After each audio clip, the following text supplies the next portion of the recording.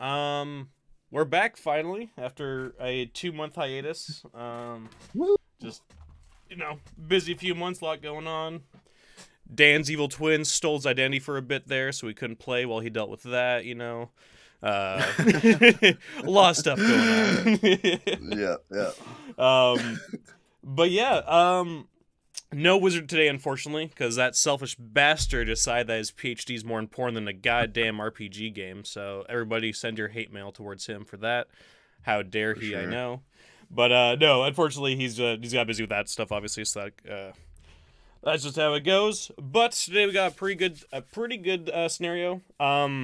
As I was saying before you got here, I think, John, this scenario isn't going to be as mean as the last one, because the last one was pretty mean, but is deadlier. It's just a little bit more, I guess, obvious with how deadly it is. But yeah, I won't know, for example, that the door is just a death trap. Yes, exactly. The door will be like, I'm a death trap. Yeah, exactly. It'll tell you, and then you'll walk through it anyway because you have to. There's something behind you that you gotta get, but it's gonna be dangerous. And I was like, at least I know. That's what all I care about. As long as I know. Yeah, I just want the honesty. Yeah, as long as I know the risks, it's fine. I don't care. All right. So between last session and this session. Just because we're already running a little bit late, we're not going to do too much of what you guys have been doing since last time, because the only real thing that has happened is that, John, your character, Cedric, was it? Yeah, Cedric the Undead Hunter. Yeah, he decided to sell the Cult of the Carnifex box, like that artifact box he gets found and stuff. As part of doing that, he effectively re-established the Cult of the Carnifex. And then sold them the box. Yeah, pretty much. You guys got 10,000 gold pieces for it, so you got a good amount of change. So I don't know if you guys did or not, but you're welcome to buy stuff like plate mail and other stuff. We're not going to worry about too much about the details of the price, but if you guys want to buy any gear, you can. But we're going to jump right in the game pretty soon, so if you guys want to do any gear stuff and that stuff, that's a good time to do it now.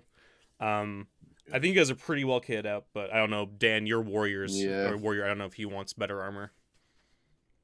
He has scale mail already. Is there better than scale mail?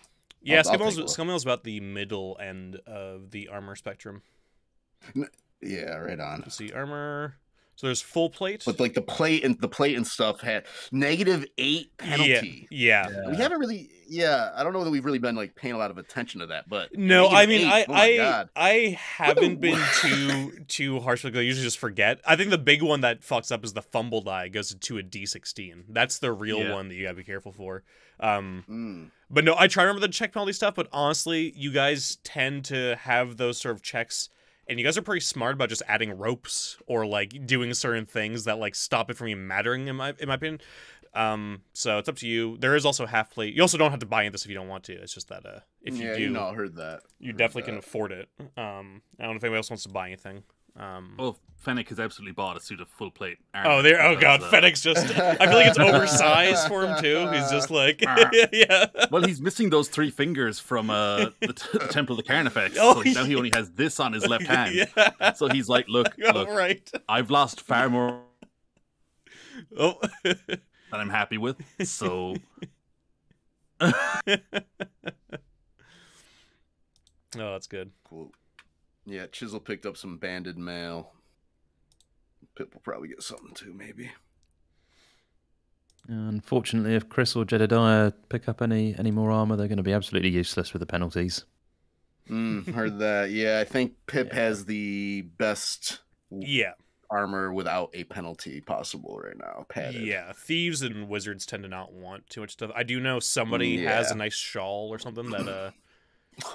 yes, I believe Pip has the shawl. Pip does, right? And he's been told that you have to wear it like a babushka. Yes, that's right, like a babushka. In order to get the ceremonial protection from the Carnifex. Ceremonial protection, yes. But it is like a little babushka thing with like a little skull pattern. You know, it's pretty cool. Skull prints, babushka. Excellent. Cool. But yeah, I don't know if there's anything else anybody needs to do, but we can get right into it. 10-4. So Marriage has bought a nice new hat. Oh, that's right. That's something I should add. Yes. So there's no hirelings today, except for Mystic Marge. John's hireling that survived. I think 2 scenarios now. She survived 2 sessions of one dungeon. That dungeon was pretty fatal. So it was, yeah. So she's now a level 1 warrior. You made her. I think so. Yes. Yeah, that's what I went with. Oh, nice. Yeah. So we basically have just an extra PC that John's can control. But there's no other hirelings today. I know I said you guys can have some. Dan, I know you don't really like having hirelings because of the extra baggage of having a lot of stuff. And but yeah, and Marin, you keep killing all yours. Like, I'll just kill them anyway. Yeah. And mine usually take a few people down with them. Yeah. So, Yeah. We have a lot of like fucking batch killings of minions in this game so far. Yeah. yes. But yeah, so you guys are in the city of 5th Gormaz, named that for being the 5th city that the great conqueror Gormaz has conquered, and named after himself. You guys have been going around basically doing different things. You've invested some of that money, into different, things. Maybe some of them have failed. You've lost some cash here and there, but you're always looking for new jobs and adventures. And so the sound of your footsteps echoes down the narrow cobblestone streets as you walk through this previously unexplored neighborhood. Tall buildings flank the land like canyon walls, obscuring the sun's rays. The peace of the shady streets is suddenly shattered by screams of pain and the clatter of hooves from a cross street ahead. Excited hoots and bellows erupt from above as a large winged creature swoops down towards you, followed by the sinister twang of a crossbow being discharged. Who has the lowest luck?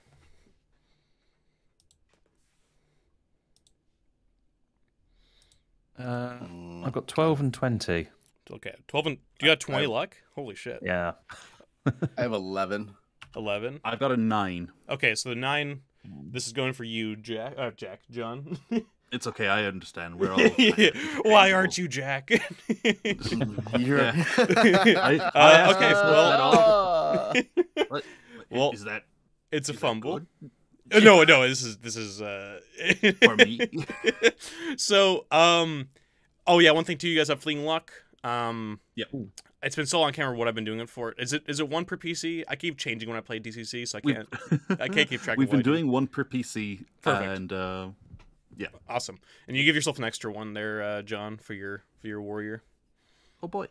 But yeah, so so you guys see basically what looks like this winged gorilla come down and shoot off a crossbow, and the crossbow immediately just explodes in its hand as the shot misfires. And then you see it go like it starts flying away towards the screams that you guys see, like, hear coming from down the street.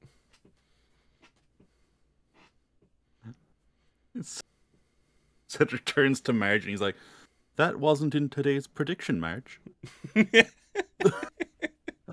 I'm going to have to dock your pay, I'm afraid." Well, Pip says, "Yeah, you would think a mystic would see something like this in the stars." And Pip's dressed in like a... I'm sorry, go ahead. It's the sort of thing that if someone was to tell you you're going to see a flying gorilla, you'd tell them it was a load of old nonsense. You'd not believe it anyway. And then the gorilla would try and shoot you, and then its weapon would explode in its hand. I wouldn't buy I'm it. intrigued. Well, look, I wouldn't mind. I wouldn't mind getting my hands on some explosive crossbow bolts, and perhaps, find out what... I mean, we're not working on anything at the moment. Want to go see what the flying monkeys are doing? Yeah, I have been getting a little bored with all this money spending and whatnot. It's weird, right? I'm just not used to it. The novelty's worn off now, though. Completely. This is also like the most you characters. Like rings on now. He's wearing like a big red hat with like a feather in it. And he's got like these like red like knee like thigh high boots that he's wearing with like with like a big like ruffle at the top or whatever. Big huge collars on everything. Yeah, huge collars. He's dressed like a pimp. I mean, it's amazing. And I didn't mean that when I set out describing him, but that's right. He's dressed as a pimp.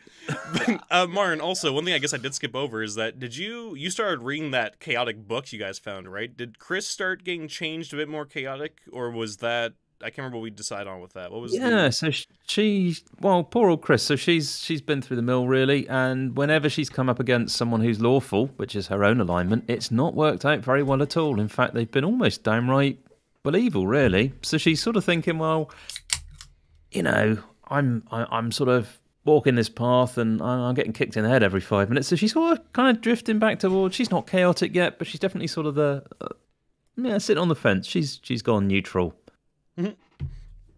Perfect. I would also like to point out for the listener at home that Mystic Marge's title, now that she is level 1, she gets a title. Her title is Senior Hireling. So... And that's not mean she's like a higher hireling. It's because she's actually just like an old lady, and it's just like she's actually quite old. The thing is, I love that this is such your group too. You guys hear screams and like stuff going on, and you guys are all way more. You guys have shown yourselves to not be heroes at all, and I love that it's still going on. We're like, I would like to see some flying gorillas. I mean, look, we've seen a giant gorilla. Maybe these are new troops working for Gormets, or they're the flying troops of a competing giant gorilla. And he just Cedric opens his hands and he's like, wouldn't that be pretty neat? Chisel kind of harumph. He's like, seems unlikely. And but let's go find out. I'm sorry, being summoned by the Court of Chaos and then going off and finding a giant gorilla who's conquering the world as we speak. That was unlikely too, but I didn't, it's come to pass. Oh, come on then. So you guys all run off after the flying ape, and you guys turn the corner to see pandemonium fills the street before you. The body of a merchant is burning in a gutter, and another lies sprawled in a pool of blood in his shop's doorway. Other residents flee as several winged apes dressed in foreign-looking leather armor soar overhead and run amok in the streets, overturning pushcarts laden with goods and tearing open shop doors. Overseeing the chaos is a regal-looking human male sitting astride a black stallion with eyes of flame. A hood cloak partially obscures the man's bearded face as he raises a bare arm towards a cadre of guardsmen charging down the lane towards him. With a word, a crimson ray streaks from one pointing finger, setting a guardsman alight. Seconds later, a shadow falls upon you as a flight of the winged apes comes streaking out the sky at you, malicious grins on their simian faces. And yeah, so you guys basically see 6 of these winged apes come flying down towards you. You see some of them are armed with flails, others with crossbows. So we're going to go straight into initiative here. And one thing for everybody at home, just to make things snappier, I'm just having everybody do basically the level 0 initiative, where just pick your character with the highest initiative, roll it once, and all your characters will go on that initiative. Because this is going to be a combat-heavy scenario.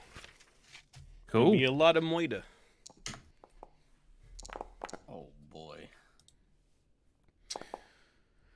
Okay, so don't forget you guys don't lose fleeing luck on initiative rolls. Initiative rolls, yeah. Okay. I wasn't going to say anything, but I was worried. No. I would keep your mouth shut, Martin. I was going to keep shut your mouth, Martin. Okay, so 20 for Martin. And John, you got 19. Okay, so I mean, honestly, not bad. So Martin, you are first. Just to give you guys the idea, there's sort of like the street in front of you. All 6 of them winged are in front, just flying in front of your group. Basically, it's like your group's together and their group is kind of together. Just to give you the basic idea, they're all just in front of you. Right. So, can we see the guy on horseback? Mm-hmm. Cool. Yeah, basically these 6 have sort of descended to sort of be in the way. Yeah. A spell could probably hit the guy, but missile attacks, but they're blocking you from actually like getting to him in melee. Just so you know. Let's go. So Jedediah is gonna, well, unusually try and use one of his thief skills. I don't know if he can try and sort of shimmy past them and hide and try and get around the back to stab this guy. Okay, I'm sure he can't do that in one action, but I would say just give me an agility check to try and get past them. Yep. Look at that. Okay. Well, yeah. Well, first you give yourself a fleeing luck, and you are able to sort of like they all see you, but you're able to sort of like get out of the way of like their swinging flails, and you get right behind this wizard on horseback, and he sort of notices you, and just like that, sort of blinks and appears about 500 feet down the street, and you just see him sort of galloping away from you. That's not playing fair. We managed to sneak past them, and I was about to have him. I was, but bastard run away. Yeah, you're like about to put like your knife right into him, and just like as it's going, he just like blinks like that with smoke, and he's ahead of you. So how far away is this chap now? Oh, he's very far. Like he's probably about like 500 feet down like the road. Like he's just going past now. He just started galloping far away once he noticed you were going after him. Yeah. So probably not much we can do with that one, which is a bit of a pain. Yeah. However, Chris is going to probably ignore this guy, but she's going to try and summon some help with monster summoning. Oh boy, here we go. I believe this is the chaotic spell that you grabbed. Yeah. From that book. All right.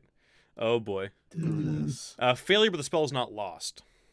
Oh, that's a shame. What do I need to use to make it good? 14 is the next one, which caster summons one monster of 1 hit dice or less. The monster remains for up to 1 hour, as long as it remains. Summoning. Oh wait, but as long as it remains in the pentacle. That's not very useful, is it? So, are we?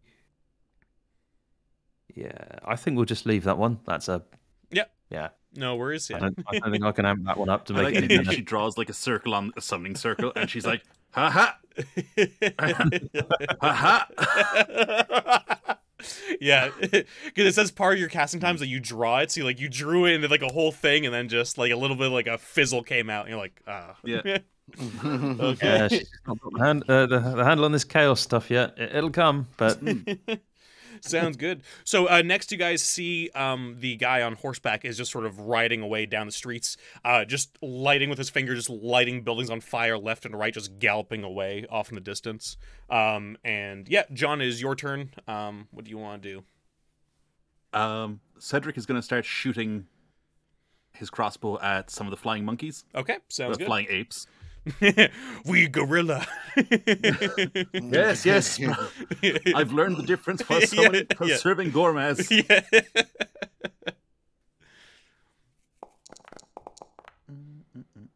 Okay, nice. That I'm fairly sure that hits. Let me just check yeah, that hits. Okay, nice. Yeah, so your crossbow shoots into one of like their leather armor, and you hear one scream out. What about your next characters? So are they out of melee range, or are they... I would say there's like 2 below, like they're a bit lower that you could easily just like smack at. I would say the other 4 are just a little bit higher out of reach. Yeah. Mystic Marriage is going to try and use her... So she traded in her old spear that she found for a new shiny kind of glaive, and it's got a little bill hook on the end of it, and she's going to try and like hook it into one of the apes and pull it down. Oh, nice. I would say if she has a big sort of bill hook thing, if you want, you could probably try and grab one of the ones with the crossbow. I'd say you're close enough if you want to do that, or you can go for the ones that are down below. It's up to you. If you don't mind my using the reach of the 2-handed weapon. Yeah, that's what I mean. Like, yeah, because I think that's like, you're doing like that. Just try and get one of them down to your level. Yeah. Okie dokie. So give me a second here to. Just because I think it's cool. Oh my god. Yeah, and you're gonna roll the mighty, or is that part of it? You can just roll a d3 as well if you want. I know there's a way to fix the character sheet if you want to do that. I know. I just forgot to add it when I was setting her up. Yeah, okay, well, it goes off. Yeah, so you hook one of its wings, it screeches out, like, you just get the bottom of it and just pull it down and just sort of slam it against the ground. It sort of just bounces off, and it just looks a little bit stunned. This little old hunch, like middle-aged to elderly lady is just... She is firm and methodical and brutal. That's great. And so that's 7 damage total. Nice. And does she have strength or anything? I think that might be added in. She has +1. Yeah, it's added strength. in. Perfect. But, all right. Yes. So that guy got fucked up. Okay. And then Fennec is going to come in and try and finish him off. There you go. Yeah. Yeah. So that one's just on the ground. So he's going to have a +2 to hit. If he's doing melee, that is. He'll have a +2 to hit. Yeah. He is. He's going to try and hit him with the longsword. Nice. And so there's a big clattering, clanging as Fennec closes the distance, and I love Fennec. Oh, and that's a crit. Is he he's a warrior, right? Yeah. Yeah, he rolled a 19, so that's a crit. Nice. So and a 4. Nice. And a 4. Okay, so that's already... Actually, that already kills him. But also, I know you don't have your glasses. Do you want me to roll on stuff for you, John? Oh, please, yeah. Yeah. Yeah. Our poor John doesn't have his glasses. Where am I? There is an element to that. I'm glad the dice are big on the screen. That's all I'm saying. If you ever need any help, just let me know, buddy. Thank you. I was just like... the thing is, Dad, I just want to roll on the crit table in case you get anything extra from that. Where the fuck did I put the goddamn crit We all tables? have this to look forward to in older age anyway, so it's just consider it practice for the future. It's all good practice. Oh my god. If I didn't have my glasses, I mean, I could barely see my hand in front of my face. Let's see here. I gotta say, I got laser eye surgery, which I definitely recommend. But I will say your eyes do dry out a lot more from I've that. heard that, yeah. Yeah, I've thought about that. I think it's... I can't remember what it is now, but I'll just say D10. Your thing says D4 for its crit table, which should be higher than that at level 4. So, but it's no big deal. Okay, well, you already killed him, but you do an extra 2d12 damage. But yeah, Fennec just brutalizes this poor gorilla on the ground and just rips through him. Okay. Yeah, so he's been shot, bill hooked, and then just hacked into pulp. Oh my god. And so, John, that's all your characters? That's all my guys, yeah. Okay. So the next one, he got shot. He is going to fire his crossbow at Fennec, since he just fucking went ham. So that is... So does 16 hit Fennec? I'm assuming it doesn't not. with his full plate. It bounces off his full plate armor and he just shield. fucking shatters as it just bounces off. Okay, so that guy's gone. That guy's dead. Okay, and these other two are gonna fire off. One at Fennec. And one at the... Okay, that one is also gonna lose his crossbow. It just sort of shatters in his hand. And Martin, your thief who ran behind, he's going to get a crossbow shot at him as well. Does 16 hit? 16 hits. Okay, so he's going to take 3 damage as the bolt just sort of hits him right in the hip. So that was... He went, those two went. Okay, not those two with the flails. The guys with the flails, one is going to go for Fennec, one's going to go for Mystic Marge. So this is the one on Fennec. Ooh, they're pretty strong. But I don't think that's enough to hit Fennec. But they ain't shit compared to full it's just denting the armor. Like, I felt Fennec's like getting like deeper in his armor as it's just like trying to hit him. Oh yeah, Fennec's armor is full onion knight, man. There's a large space between the armor and his body. I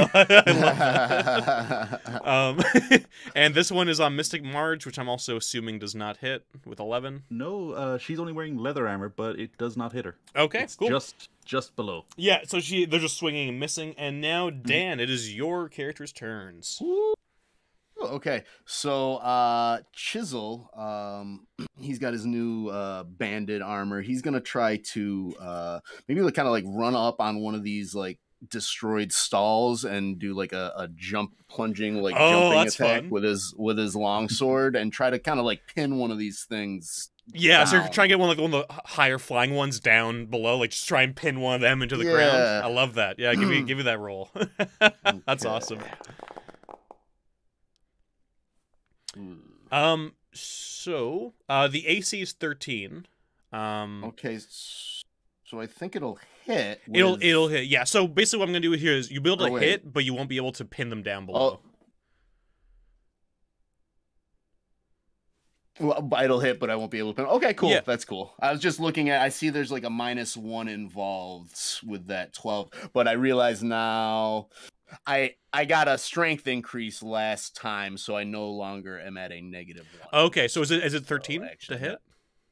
No, actually, I guess it would be. Yeah, I guess it would be. I got a 14 with the deed dice, I think. Yeah. So yeah, okay, so cool. So that hits. Yeah, the D doesn't go off, so you're not able to pin him down, but you do like cut off like one wing, so he's kind of like flapping with like one wing, sort of like losing a little bit of air. So you do a shitload of damage as it starts to fucking scream out. Right on, and Pip is gonna maybe try to like set himself up, maybe kind of like go into like one of these like destroyed buildings or something and try to like set himself up and get in a position where he can kind of like jump out and strike at one of these things, whether it's next round or whatever it is. Yeah, you're trying to get like a sneak attack. Yeah. So I'll say there's a lot of chaos going on. I'll say there's one who's like savagely attacking Fennec.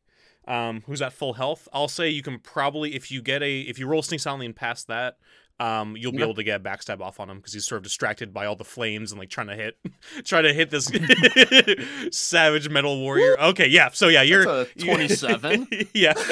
So you just sort of slide behind using like the clangs against the armor as like with every footstep, and you just get ready to get like a backstab into this flying ape. Okay, let me just roll that backstab.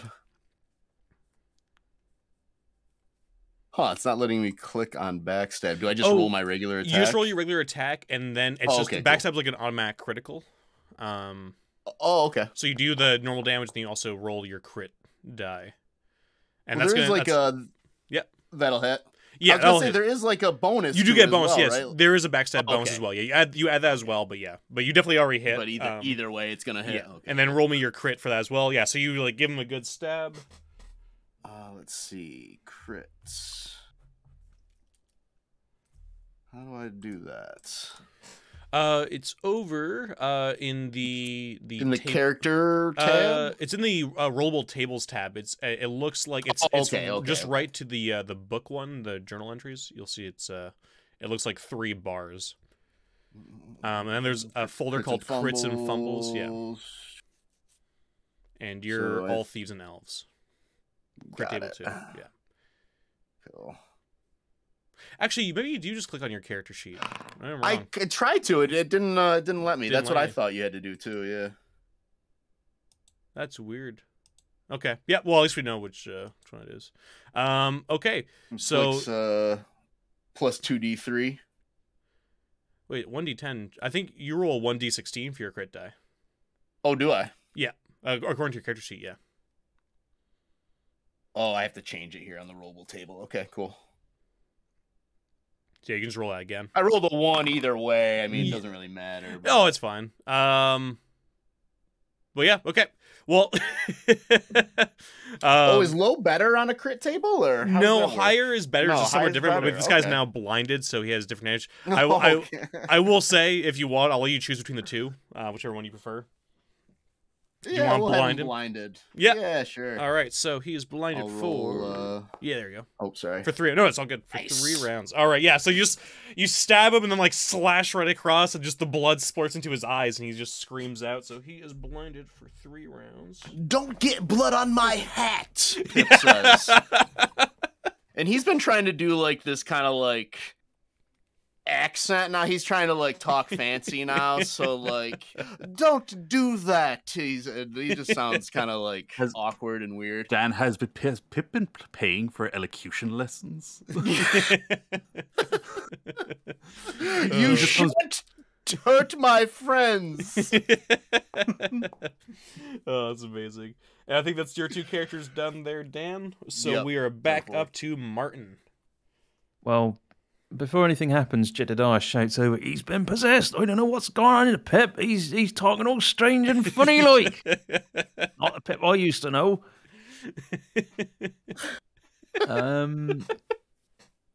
And Chris is going to try and put everybody to sleep. Oh, classic. The classic Chris move.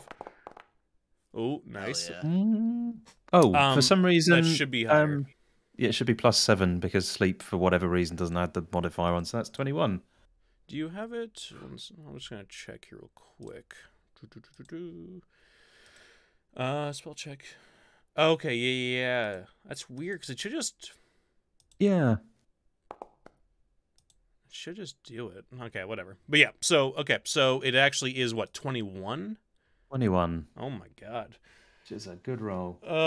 21. Up to 4 targets must save or fall into a normal sleep for 1d6 hours. One target may be a supernatural sleep. Well, normal sleep can be interrupted by normal means. Supernatural sleep can be interrupted by okay.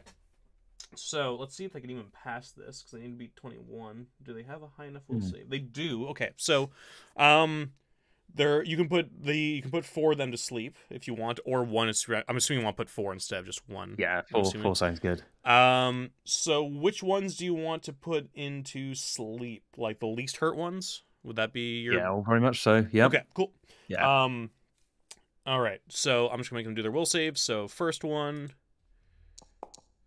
does not pass.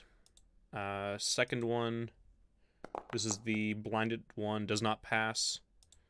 The third one does not pass, and the fourth one again does not pass. Okay, Nice. So, that guy's asleep. That guy's asleep. That guy's asleep, and that guy's asleep. So there's only one who's not asleep, and he's the one who's missing 1 wing, just sort of barely keeping himself up. Everybody else either falls to the sky, just hits the ground, slams against it, and the others just fall over. So there's only 1 conscious, and the other ones are going to be asleep for a long time, longer than like this combat's gonna take. So Jedediah is going to run over and try and attack this one with a pitchfork. Okay, the one that's still up. Wingy, Yeah, wingy. Okay, yeah. So your pitchfork's just not able to really get it. He's able to sort of just get out of the way just a little bit, and your pitchfork just meets the air. Slippery one, this one. I'll get you. Shaking his fist. Yeah. And that guy, that wizard on that sort of hellish steed is out of view now. You can still hear explosions, and you see fireballs off in the distance going off, but it seems like he's just fully gone now. And John, it's your turn. Okay, so he's gone. There's one. There's only one who's left? conscious. Yeah, because there's 1 dead one conscious, and the other 4 are all just passed out. Yeah. Well, might as well put him out of his misery. Marge goes to butcher him with her billhook. Yeah, just bring him down. Snag the last remaining wing. The AC's 13. Yeah, I'll spend the fleeting luck to get it. Yeah, and that'll be enough to kill it as you just sort of hook its wing, but I guess you get like a weak spot because you just tear the other wing off, and his just wingless body just hits the ground and just bleeds out. And you guys can coup de grace the other ones. You guys see the other winged gorillas that are here outside this combat, see all their dead companions on the ground, and sort of go like and fly off off into the distance after they see that they are now pretty much outnumbered.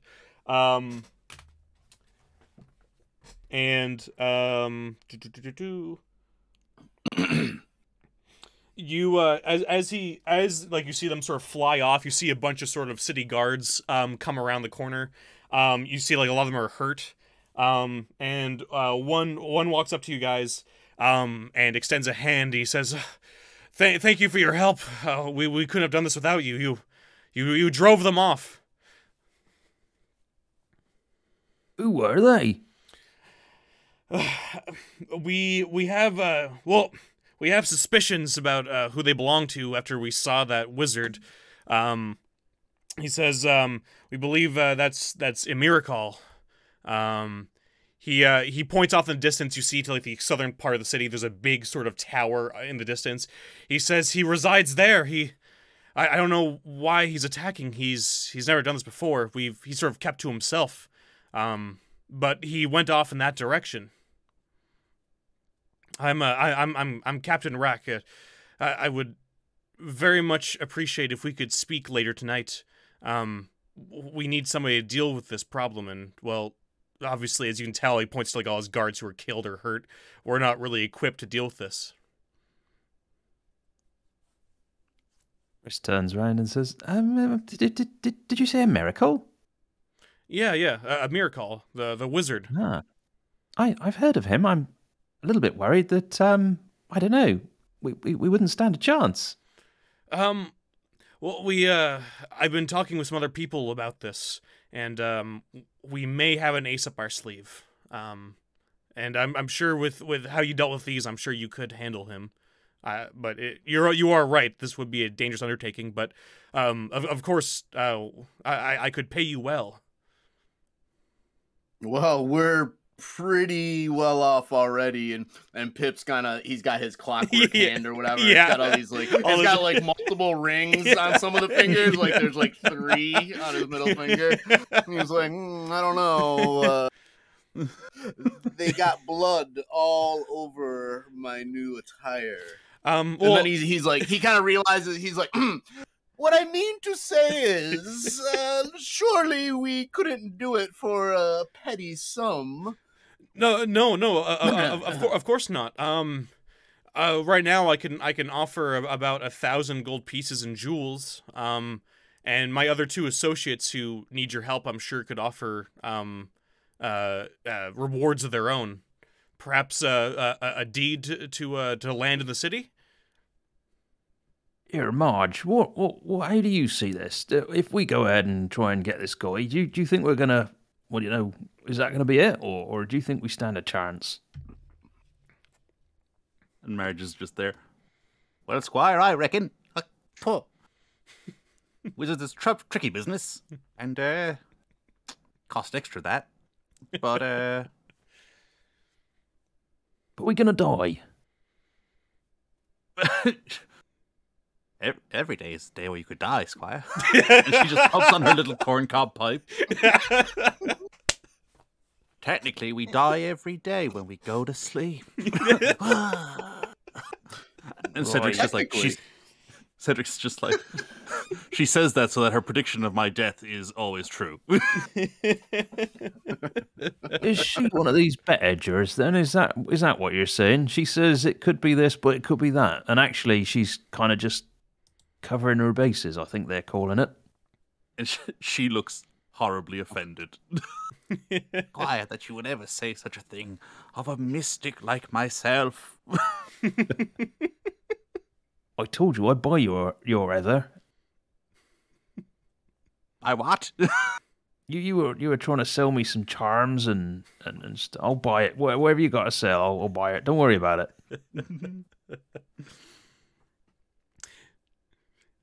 You said you wanted to talk to us later. Why not now? Well, he says, I just have to gather my associates at a local tavern for the meeting, as well as there's some politics at play here as well. As commander of the guard, I can also make sure there's no guards around that part of town. I can go into detail about it later, but Emirikol does have some fans in the city. Going up against him it's much easier if we can just discuss it and have you guys just go after him without sort of ask for forgiveness instead of asking for permission, kind of thing. And we become bandits instead of you. Yeah. No. I just mean avoid some of the red tape. And he says as he bandages his bloody bandages, and no pun intended, as he's just like squirting blood all over. So is this what we call a deniable operation against some famous wizard that's going to kill us?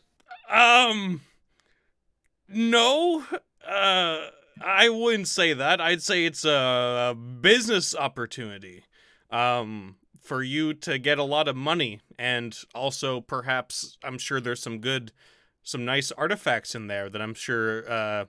I thought I saw when you cast a spell. I'm assuming one of you might want to find some stuff in there. Anything you find is yours as well.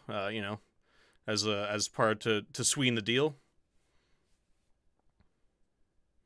I like the sound of that. He's a wizard of well-renowned. I'm sure there's some goodies in there that, I can't make use of, but I'm sure you can. I got no interest, but maybe Chris over there has. Well, I don't know, maybe, but not if I'm dead. So, you will meet with me later?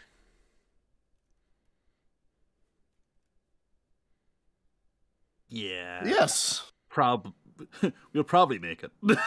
Oh, thank God. Well, drinks will be on me. And he just sort of gives you the name of the tavern, and he runs off to go help out, like pick people up and sort of barking out orders to his guards to move bodies out of the streets. We'll just sort of fast forward. If you guys basically get yourselves healed up, so if anybody took any damage, you guys can just sort of heal that up. Like sort of local apothecary, that sort of thing. And you guys sort of near sundown head to the tavern he talked about. You see Captain Rack is sort of dressed in civilian clothing. He meets you outside. He's like, oh, please come in. And sort of ushers you guys in. And you see, so I'll just read a little thing here. Captain Rack, his wounds bandaged, himself dressed in civilian clothing, greets you with a hearty welcome. Beside him are two other individuals. One is a man dressed in crimson robes with silver trim. A fringe of salt and pepper hair rings his otherwise bald and sweaty pate. His hands wrestle with one another nervously. The second person is a willowy young maiden dressed in a patched dress, her heart-shaped face framed by mousy brown hair, her eyes sullen and sad. Rack introduces them as, this is Ifardius Widge. He's a wizard of no small matter. And this is Leela Sill, a serving girl. And as I said earlier, the three of us have a proposition for you. And he sort of just puts like a bag that you see filled with like gems on the table. He says, "This is what I can offer for you guys to deal with Emirikol, so that he stops terrorizing the city." And he says, basically, Captain Rat goes and says, "You guys are sort of, perfect to deal with this. You have obviously shown that you guys have great combat abilities and powers that not many other people in the city do possess." And he says, "I can't outwardly assist you, but I can keep the city watch off your back while you go and do this job." And like I said, he points to the gems. Those are all yours. I've acquired them over the years. I had other uses for them, but I think this is more important. Farius Widge goes, Emirikol has a supernatural connection with the Lords of Chaos, and he has sacrificed much to acquire his power. As a result, on the night of the new moon, which is coincidentally tonight, that's crazy, isn't it? The wizard must slumber with a within a glass sarcophagus, breathing the vapors of the death head Los to replenish his power. Tonight, he's virtually helpless. If you guys strike tonight before he awakens, that will be the best moment. He also he and his tower draw from a power from an artifact called the Glass Darkly. If you guys can't find him, if you can find the Glass Darkly and destroy it, that will surely get rid of all his power and destroy the tower as well. He says it's called the Shifting Tower because about every sort of half hour or so it changes. You'll see it when you guys as you guys go to it. You'll notice that it changes outside from different sort of forms. It is a pure building of chaos, and it's not quite known what's inside. As part of my help from my own tower, I will turn off some of his defenses on the outside, but I won't be able to deal with the powers on the inside and perhaps a few other things that he's holding, a few other defenses he has up. But I'll be able to stop you guys from being immediately fried by going on the premises. I'm just giving you guys a chance to say anything if you want before the woman says anything. Okay. Okay. If you guys have any questions, if you don't, then she'll talk. It's up to you. That sounds good. What's her name again? Leah? Yeah, her name is Leela. Yeah, and the guy who just talked was a Fardius. Fardius. God damn it, John. I feel like that's Fennec. It's just like I'm trying to set the tone, John. God damn it. DCC is very, very serious. Fardius.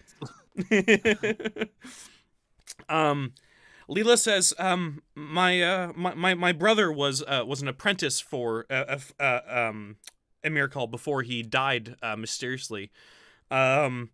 According to my brother, though, apparently the inside of the tower is a maze. Doors and stairs do not always go where they should, and many simple objects are in fact terrible traps. She says apparently his inner sanctum, Emirikol it is located high up in the tower, but my brother never said where. And as far as my brother knew, there were only two ways into the tower: through its black doors at the base of the citadel, and through an opening in the southern wall that leads to the eyrie of Emirikol's flying lizard bird mount. I know he had some sort of... We've seen him a few times, would fly out on trips on his big, weird, scaly bird thing. It was quite terrifying to behold. And... apparently also, he told me that if I ever need to seek him out the tower, if I uttered the phrase, Almuz ter ban Trabulu, I would be protected upon entering. And I'll just write that out for you guys. I was going to say, I'm going to need to get that one spelled out. No, if you don't remember it after that one time saying it, you don't get to... There you go. I just put it there in the... not Discord, in Foundry there for you. Foundry, yeah. She says I don't really have much to offer. I'm mostly just asking for your help to avenge my brother. I'm not sure how he died in there, but I'm hoping any information I gave you would be helpful.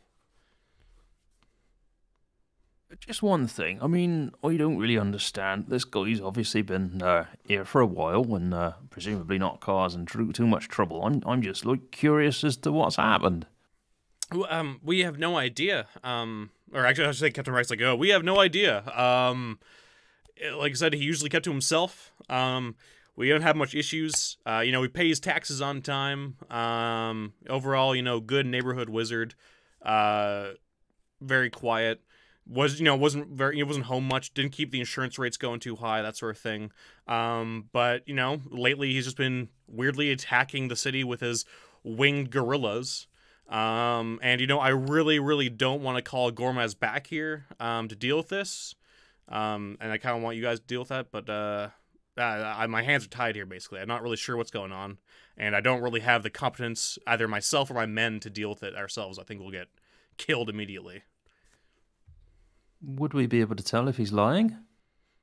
I mean, I would say you can just sort of gather from whether you believe him or not from this, really. There's no real insight check here or anything that you can do. If he seems suspicious, he seems suspicious to you. If he seems truthful. Jedediah goes, we've done these kind of jobs before. We've ended up trusting somebody and what they said, and turns out that things weren't quite as they made out to be, and we got ourselves in a lot of trouble. Are you sure? He says. I'm dead serious. I'm really just trying to avoid getting in trouble with the higher ups. I'm already, my job's already teetering. From some of the things I did before. It's if we get this dealt with, you guys, get whatever's inside there. You get your cash. Nothing bad happens to you, as long as you survive. And like I said, we can perhaps even promise maybe like a nice villa in town, a nice vacation spot. We're a seaside town, lots of things to do here in the summer. Wait, then I guess. I'm just like, is this the mayor from Jaws offering us to kill a guy? We gotta deal with this wizard before tourist season. God damn it! Everybody get in the water. You're muted, by the way, Dan. Gorillas. Oh yeah, Dan, you are muted. Yeah. Man. Yep. Those beaches are going to be open, flying gorillas or not. Yeah. I would say Chris and anybody else who just deals with wizards on a decent basis. Probably the one who's most suspicious is probably a Fardius, but what you probably get from him is more of like a chance to knock out a rival who's much more powerful than me, kind of like wizardy. That's probably the most you get. Leela seems absolutely distraught. Captain Rack seems genuinely nervous about, the city being attacked by these creatures. But yeah, I'd say Fardius seems to be like the most, but it seems like, at least from what you can gather with wizards in general, it's probably more selfish gain more than anything to do with, trying to screw you guys over. Chris, that's what I would say you pick up on the most. Mm-hmm.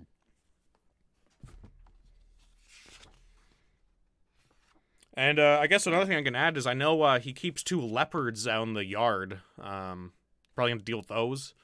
Oh, that's helpful. 2 leopards? I just felt like that's a detail I should add, I mean, it tells me a lot about this guy. I mean, he's an animal lover. He's a... you can't fall for type that. of magician. Huh? Yeah. He's got these henchmen called Siegfried and Roy. Here, maybe we could dress up as panthers and pumas and something, and we can kind of walk through the gate, and he might think we're his pets or something. Cedric just turns and is like, for the last time, not every problem can be solved by dressing up as cats. Yeah. How about horse? Someone could be at the front end and someone could be in the back end. You guys play as 6 horses or something, or like 3 horses just going through the gates, like, hey. Don't mind us, panthers. Yeah. We're just horses. Nay. Nay. Oh, well, if you're sure we don't want to do that, then... I'm sure. Chisel says. Reminded the last time you guys had to put on animal clothing for whatever Chris makes you guys do. That last party we went to. Jebediah is going to suggest you. Yeah.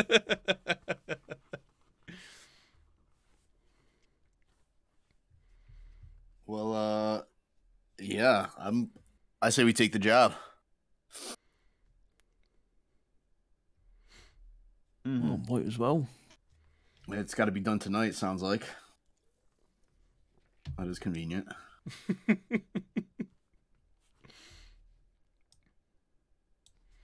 Oh, splendid. Jebediah, obvious leader of the group, I am glad you guys have said yes together. And Rag just sort of like closes the bag and throws it to you. Here, Hold on a minute. the Have we advance got 2 payment. Jedediahs? I'm not the leader. You're getting me wrong here. Oh, sorry, not Jedediah. Chisel. Oh. Sorry. I was going to say Jebediah is the leader. Sorry, Jebediah was Dan's Dan's character that he made, and ever since then, Jebediah is such a Dan name for a character that, like, I can't not, like, it is absolutely so that he would name, so I was like, every time, I always forget. Yeah, okay, Chisel kind of grabs the bag and says, "All right." And he looks at it, and Pip's kind of looking at him, and Chisel just hands the bag to Pip. Awesome. But yeah, I mean, so you guys, they thank you for taking the job. You guys can finish your drinks and whatever else. If you guys want to grab anything, the shops aren't closed just yet, but they will soon. So if you guys want to grab anything real quick, you can. Or you guys can head south towards the tower right away. Pip and Chisel are ready. Okay. I'm ready, yeah. All my guys are ready. And Martin, you ready? Come on then, let's be getting a move on. Okay, sounds good. So you guys head to the south part of the city as you guys keep going. It's a huge city. You guys keep heading further and further down. As you guys get further, you see less and less people. It seems like a lot of deserted buildings, and just in general, a lot of this part is just not as populated as the northern parts of the city. You guys see the massive shifting tower in front of you. It looks like it's 200 feet tall and 50 feet across.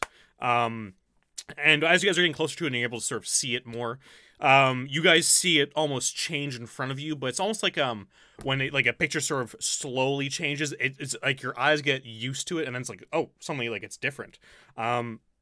Excuse me. So as we were first walking towards it, it looked like smooth purple-white marble, with just a bunch of sort of like round, sort of bulbous, like almost growths coming off of it. And then it turned into what looks like a blue glass topped by silver mirrors hung between horn-like spires. And then now you guys are in front of it, and it looks like it is a smoky, jagged crystal with a crown-like top. And so this big tower is surrounded by a big gate. Let's see here. How tall is the gate? 20-foot high tall basalt wall. Sorry, not gate. Surrounds it. You guys see a bunch of different runes all across the wall. And you see like they're lit up, and once you guys get to them, they all kind of like power down. Chris, you feel magic has sort of like washed over it and sort of dampened it. You guys do see a big black gate, and you also see that you can also scale the walls. Though you do know, so it looks like spikes and broken glass all across the top of the walls. I don't know why this wizard has a bunch of broken glass, like he's like fucking Kevin McAllister. Like he's in the hood or yeah, something? exactly. Like, yeah, but apparently like out in the country. That's like something you do out in the country. Yeah, like, to keep out people when you're leaving. Where I grew up. Yeah, yeah. Like, these old walls, like, to stop people jumping into gardens, exactly. have like glass on top of them. So this is an old school wizard. He knows, sometimes the simplest tricks are the best. And so the magical defenses are down, so the old school ones are still up. What would you guys like to do? And I'll also say, Dan, Pip notices that the sort of runes that were on the gate as well have also powered down. And it looks like there's just like a big padlock. Picturing just like just the biggest padlock, like it's like the size of like a small like chest.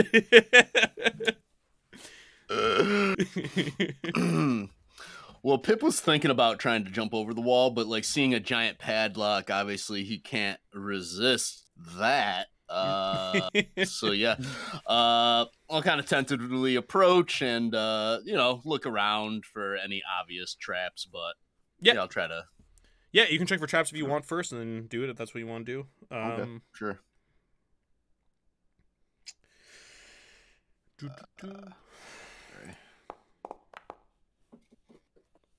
Okay. Yeah, so no, you don't see any traps on it. It looks like the traps that were here have been deactivated. And you can give me a lockpick. So that won't be enough. You need 15. So I don't know if you want burning your fleeting luck.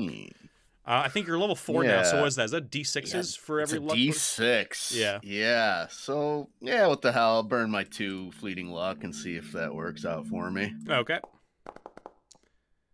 Nope. Oh, no. Not quite. Not quite. That was close. Yeah, you're not, this big padlock, you're like, damn it, I need a really big key. And you're not able to actually, like, Yeah. I can give Dan a fleeting luck for this. Yeah, well, I mean, the thing is that he's already done it, so it's kind of one of those things where it's like, you kind of cop to color, but it's fine. Okay. You guys can try breaking it if you want. Jedediah will go, hang on, I'll have a go at pegging it if that's all right. Okay.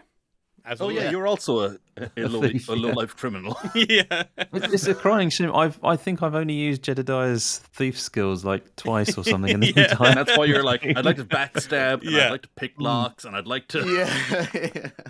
Okay, so that's 13. Did you want to burn any luck to try and make it 15? Oh yeah, I'll burn a fleeting luck. A fleeting luck. Not a fleeting luck. Watch you roll a 1. Yeah. Oh my god! I knew it. I was like, just use other fleeting luck just in case. No, so you also try, and you're like, damn it, he's right. We do need a big key. Pip's kind of like looking over like Jedediah's shoulder, and they're like childhood buddies. Yeah. And he sees him kind of fail at it, and he kind of like turns away and like nods to himself. Yeah. It wasn't me. It was the lock. Yeah. Tricky one, that, isn't it? Yeah, I thought, well, you and your hand. Fennec walks up and he's got a crowbar that he's just taken out of his backpack. Yeah. And he's going to try and just like fucking He's like, don't worry, I once watched a, he claimed to be a lawman. I watched him do this in a tavern. And he just, like, tries both sides to try and figure out which is the thing and all that. But ultimately, this is going to be a strength check, right? Yes, yeah. As he tries to break it open. Yeah. We've been beaten by a door. So yeah, like Fennec just puts in the crowbar and just tries it, and then just fucking snaps the crowbar somehow. You notice the crowbar is made of wood. Yeah. It was just once again Fennec's been tricked by a crowbar salesman. For probably the third time. Happening. Yeah, it just keeps happening. Like their pitches are so plausible. Yeah. Now I know it looks like wood, and that's because it is. In fact, it's like, I want it now. But this wood is harder than steel. Yeah. Never thinks to ask for a demonstration. Is anybody else going to try and break it open, or are you anybody going to try and scale the wall? What are you guys going to try and do? What's the... Chris will give a crack at... He'll kind of step up and take a hold of the crowbar and give it a whack. I'm assuming Chisel has a proper crowbar. Oh no, my he god! Doesn't. Okay, well everybody loses their fleeting luck. Oh my god! I'm just imagining like a Fargus Widge watching us through a crystal ball and watching everybody fail to even get inside the fucking yard. Chisel this isn't even the tower like, the yet. Crowbar. Chisel has the crowbar like stuck in, into the lock, and he's got both feet on the gate. Yeah, just, and he just like falls back. The crowbar slips and he like falls back on his ass. Oh man, this is funny. Jedediah, maybe you can climb up the wall and throw us a rope down. Chris says, "Oh, look! You've got that entirely the wrong end of the stick. You need to use your head, not all these violent means." And she gets her 10-foot pole and sort of puts it in the clasp and tries to use it as a lever. I love it. Okay. Oh yeah. And we know how well it worked out for Chris last time. She stopped it worked out very well for her. She succeeded with the door. Oh my god!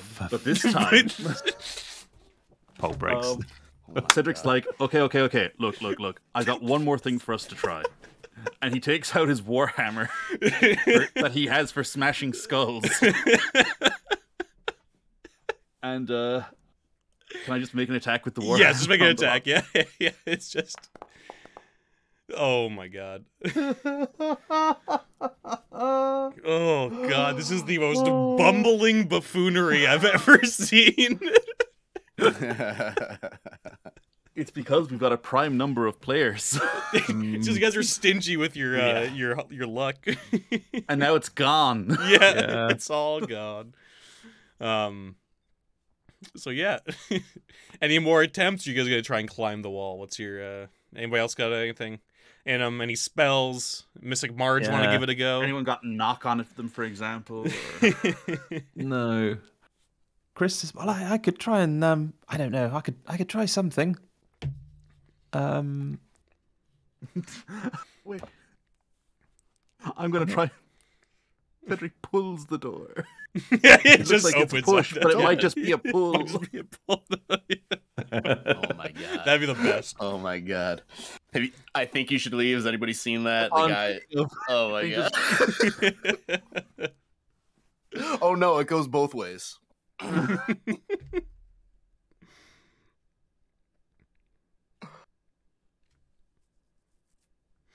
I love the idea that this dude is watching us and he's like, "Ha!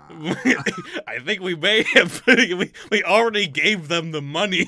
They really did already give us the money. Like, what are we doing? We could just leave." That was really silly of them. Oh well. Pip says, perhaps Jedediah and I can climb the gate. Yeah.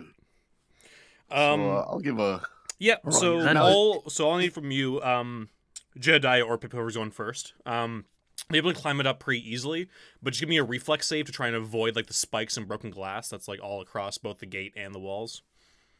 Jedediah goes, Oricia. Okay. Where was that roll earlier? But yeah. I know, right? Yeah. And Jedediah, I have a really good reflex save. Yeah. You guys both are able to sort of hop up and then jump over without getting sliced open by the glass and go on the other side. Can we kind of get up and like toss like ropes down and help people up? Yeah. So you guys basically go up to the top, you throw the ropes down, and as you sort of like hop down, Jedediah and is it Pip or is it who's Pip. Pip Jedediah, you guys hear two growls behind you.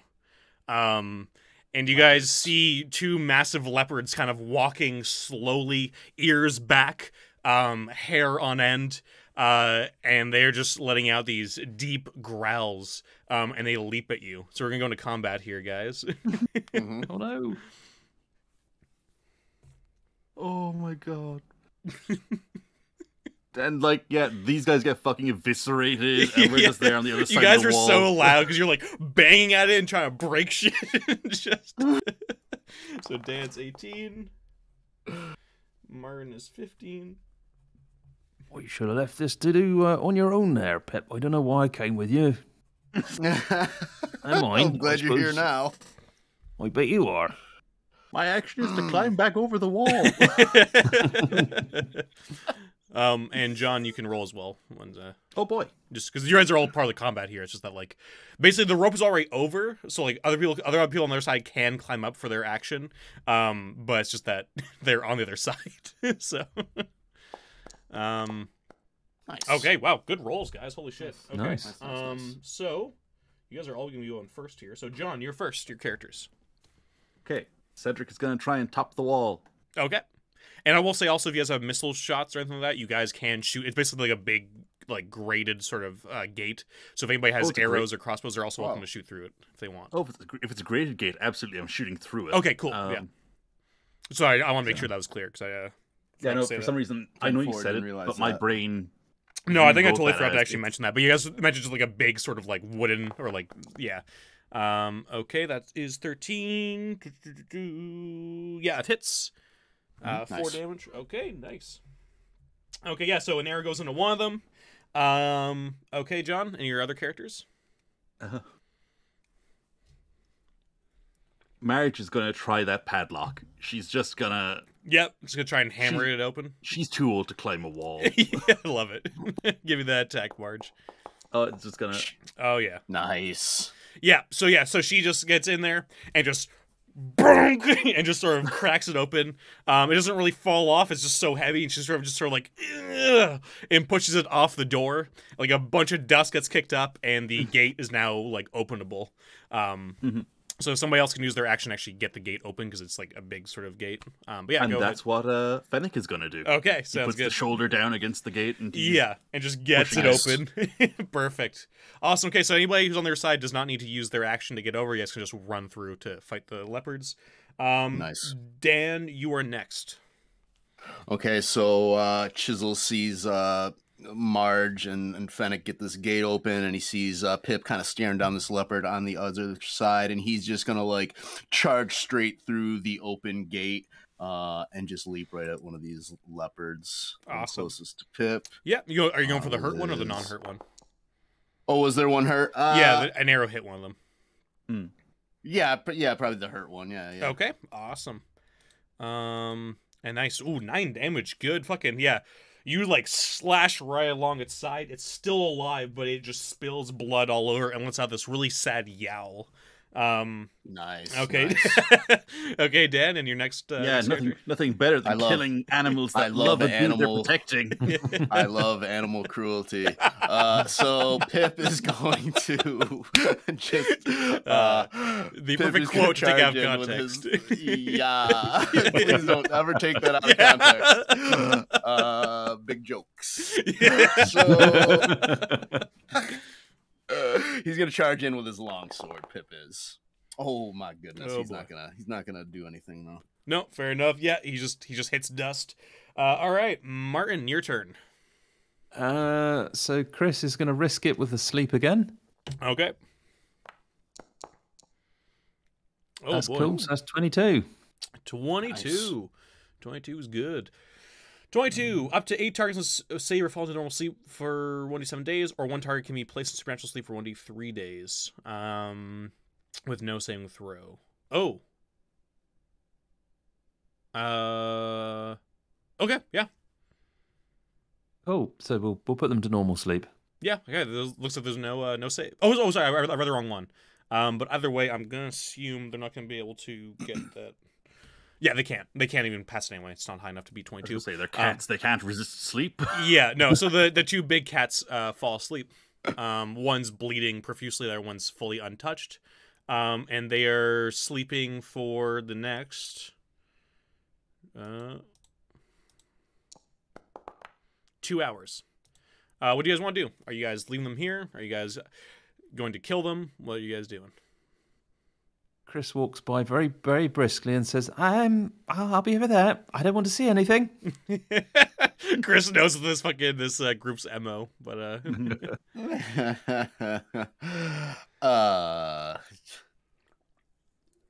Chisel's kind of like, oh, you're gonna make me do this? And yeah, he'll walk up to the injured cat that he already injured and kind of finish the job. Okay, yep. So that cat's dealt with. Yeah, the other one we could technically just leave. I mean, it's not going to be any suffering. It's just. And Fennec is like drawing his sword. He's just trailing off as he looks at the sleeping cat. He's just like, I just doesn't feel like a fair fight, you know. And, and Fennec leans in and he's like, also, I read the name of the module.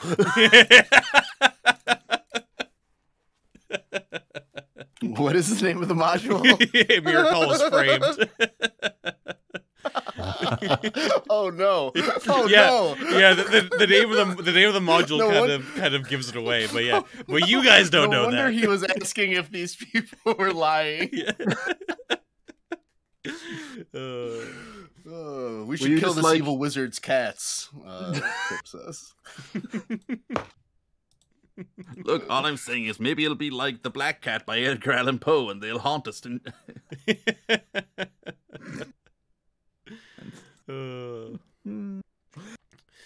yeah, I'm not going to kill the cat. Are you guys can tie it up if you want. If you have rope. Yeah, I'm just going to put it on a chain around its neck and tie it to a tree. There you go. Yeah, it probably has a collar there. You can just like grab around the collar. Yeah, and just exactly. chain Right. It. Yeah. Awesome. Good job, guys. You solved my leopard puzzle. You solved my devious puzzle of the leopards. That was the most comedic bumbling I've seen in a while from you guys. You guys usually have such great roles with certain things. Like this is not even like the module yet. This is just like the opening part. That was like every character failed to open a door. Yeah, that was amazing. I have not had that in a while. So you guys are just on the grounds now. It's a riot of trees, undergrowth, decorative bushes, and flowers long untended. Few stray footpaths will wind up with the plant life, but they are narrow and end abruptly. You guys are in front of the big tower. It is still currently a smoky, jagged crystal with a crown-like top. And you guys see a door of glossy obsidian bars entrance into the shifting tower. The ebon surface of the door seems alive with twisting symbols and half-glimpsed visages, seemingly birthed from a madman's dreams. A series of purple-red runes adorns the lintel above the door. So you guys have this door, and you guys also have above, on the other side of the tower, if you guys sort of went around it, basically the big sort of hole that you could try and climb up to, that you guys know is the sort of like, I guess, the hangar for this big pterodactyl that you guys are told he has. So you have 2 different options on getting in here. I don't actually remember. I don't actually remember how this is supposed to work, but Cedric will say, Almuz ter ba'an trabulu. Okay. Okay. No, it's a thing. I swear, he's not just crazy. Yeah. So you see basically a bunch of the runes on the door itself sort of just burst off with some frost, but instead of horribly freezing and burning you, it seems to give you like a nice like cools you down a little bit in your heavy armor, and then just sort of disappears. And there's just sort of like frost on the ground now. It seems like that trap was disarmed. So good thing we didn't try that door, huh? That was clever. Yeah. Any more runes on that door? Pip was like just a step away from just, grabbing the handle of the door and just trying to get in. There are still some purple-red runes on the lintel above the door. What a... Melon. What do we think about trying to scale the wall and get into the airy and maybe get ourselves higher in the tower, since we're looking to get to the top, right? Or do you guys want to try this door? We don't know about you, but I'm sort of thinking we could probably go up some stairs. It might be a bit easier. Okay. Well, weren't they saying the inside's a labyrinth? Yeah. I don't need the toilet at the minute, thank you. Yeah. Leela said that apparently according to her brother that the inside didn't really make sense. Doors and ways to other places led to random areas in the tower once you were inside. Kiyoki.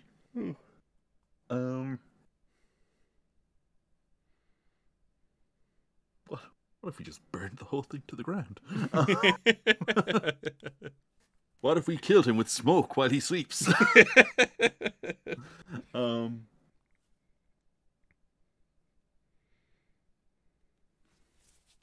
Okay.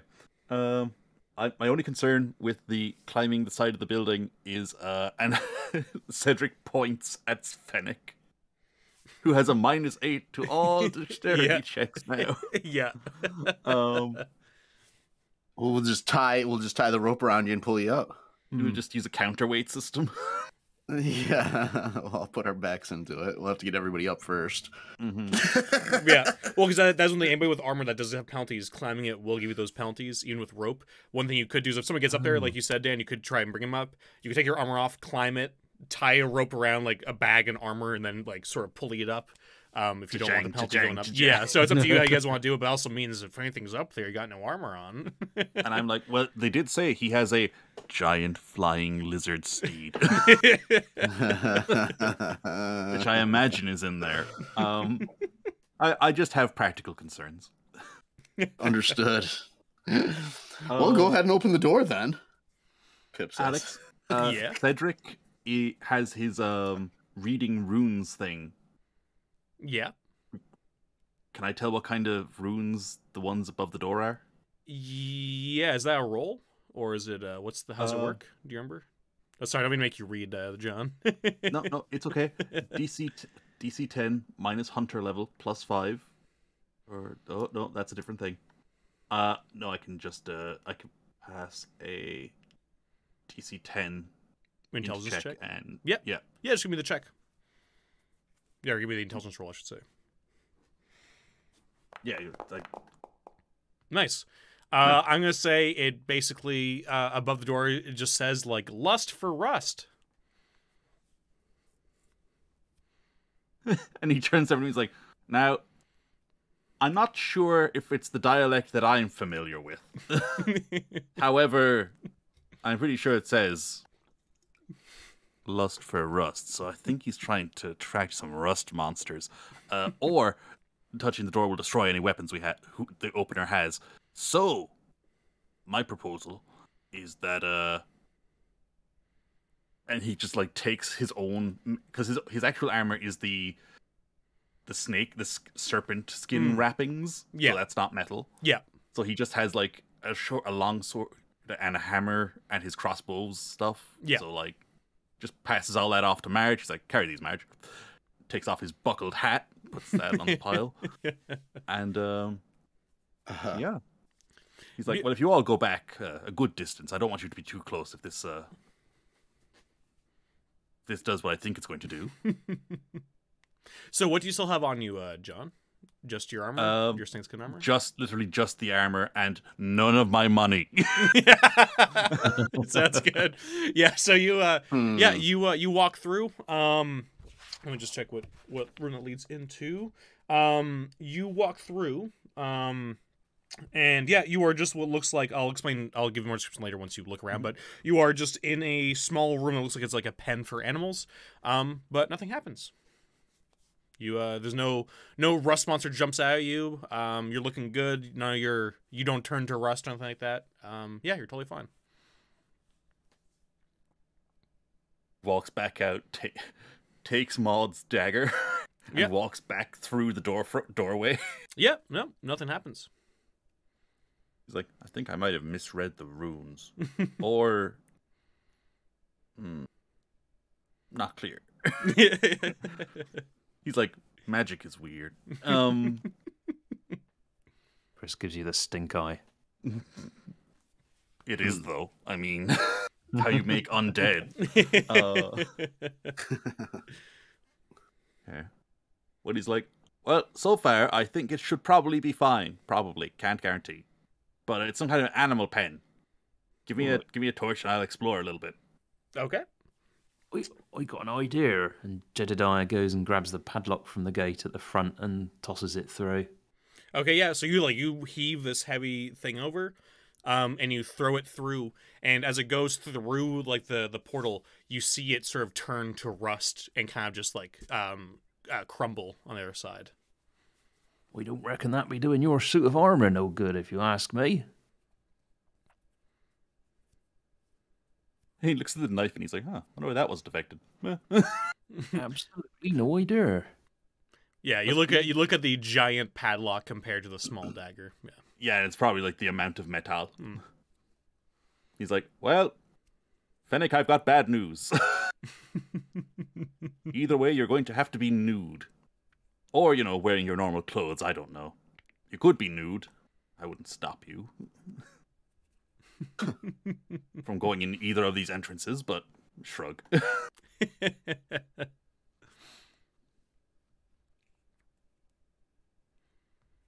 He's just like, okay, I think maybe the big flying hole might be the ticket. I think you're right. Here, Okay. Cliff, you want another climbing competition? Sure. I'll race you up there. Go. Oh, okay. So, are you guys just climbing up, like just freehanding it? Are you guys using a rope, a grappling hook, or what are you guys doing? How high up is it? It is. Let me just check here. I thought it might be too high to like throw a grappling hook up. 1 second here. It's a lot of information for this. That's not a good sign. Just trying to remember where.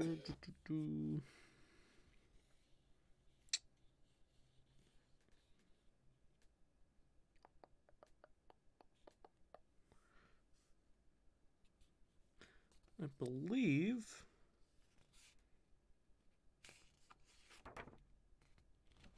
We're gonna say I think it's about like 40 or 50 feet up or so. Oh, okay. I think. Sorry, the information where it was is somewhere, but I can't remember where it is now because they sort of divided up depending on who you were talking to. 60 feet above the ground. There we go. Oh. So longer than a standard length of rope. Yeah. Now you could probably attach two pieces of rope together, and a grappling hook if you want to, or you can, like I said, or you can free. I mean, what's the difference mechanically? Mechanically, I'll just add in like a +2 basically to it, like to your climb check. Oh. We've Yeah. got a climb share services here, haven't we? Rather than agility. Yes. Yeah. And this one was on this +2 would add to the climb share surfaces. Yeah. Yeah. That's cool. Okay, well, I mean, yeah, I would think we'd probably want to try doing that, yeah. Okay. I'm not Alex Honnold over here. Yeah, so you guys just sort of attach some of the rope together, get your grappling hook and throw it up there and just get hooked. Who's going up first? Pip will go up first. Okay. And how far behind are you, Martin? Well, ridiculously close because Jedediah's a bit annoyed that Pip's actually beat him to the rope, so he's not going to let him get too far ahead. Race is kind of Sounds out, good. right? Yeah. You guys are sort of race. racing up. Yeah. Sounds good. Yeah, you guys both passed your check there. Okay.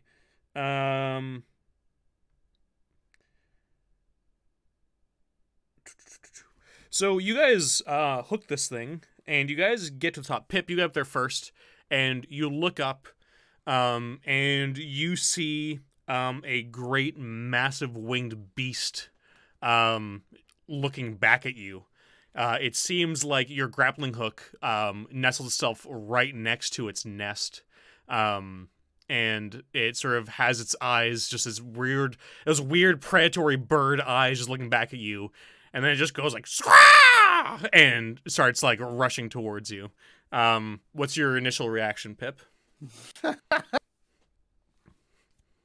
To like look for any cover, maybe like a spot that's like too small for it to get into, and kind of like start scrambling to try to get out of the way. Yeah, so this is basically just like an open sort of pen, basically just an open room. Are you going inside the room, or are you going back down the wall? Like, what's your like? Are you? So far in the immediate vicinity, there's not much place for it. Jedediah right behind you. Yeah, I guess I'm going into the room, I suppose. Okay. Yeah. Yep. No, I'm gonna go into the room. Okay. Yeah. So you just sort of jump, like its big, long, like sharp beak just snaps at you and misses, and now you're sort of off the rope and inside. And it is. We're just gonna go into sort of combat here. We're not gonna do initiative. But I will say right now, everybody's so far away except for you two. That's just basically gonna be you guys. Unless anybody down below is deciding that they're gonna start joining the fight, then you guys will join a certain amount of rounds later. But right now, we're just going to go sort of back and forth. So, Pip, you're first, and then the pterodactyl's going to go, and then we'll see what Martin does. Cool, like, this room, is there a doorway anywhere? Let me check there. There should be... which room is this? Yes. So this room is basically like a half circle. And there is what looks like a normal sized door, but on the other side of the room, the pterodactyl is between you and that door. Okay. Also, I'm just gonna show this to you guys because you won't be able to make any details, but look at this fucking map of the tower. Yeah. So Jesus I will be Christ. stopping and looking at it a lot, going, 1 second. Just a minute, you guys. Okay, you go into I guess like Pip's goal is to try to get to this door at some point, you know, whether it means like kind of dodging around this creature absolutely. for a round or whatever. Yeah, I would say that's an agility check. If you're trying to just like roll underneath it and try and get to the door, I'd say you could do that. Okay. Agility.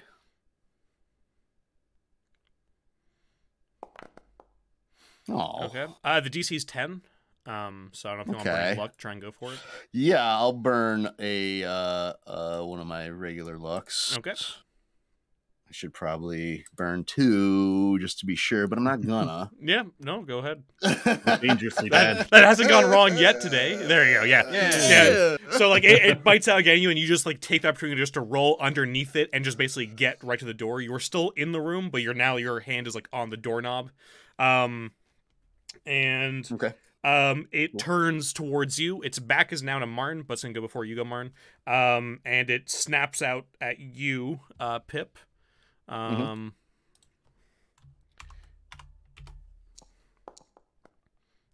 don't think 11's gonna hit. No, 13 is 13. Wow. Okay, you got lucky. Yeah, like its giant beak sort of like splinters part of the door, and you just get your head out of the way just in time. And it pulls its beak back. God. All right, Martin, now it's your turn. +8. Yeah. Right. So Jedediah is a thief. I keep reminding myself this guy is a thief, and we are going to use his thief abilities. So the pterodactyl has got its head facing towards Pip. It's got its back to you. Yeah, it got its back to him. Yeah. So He's I going to try chose and my words backstab on it. purpose. Yeah. He's going to try and backstab. So is that just a normal attack check? It's a Attack normal roll? it's a normal attack. If you use a dagger, it's a D10 damage instead of D4. And you also add your backstab number there to it. He's probably, as he's a farmer rather than a dagger, he's just going to go with the pitchfork. Yep.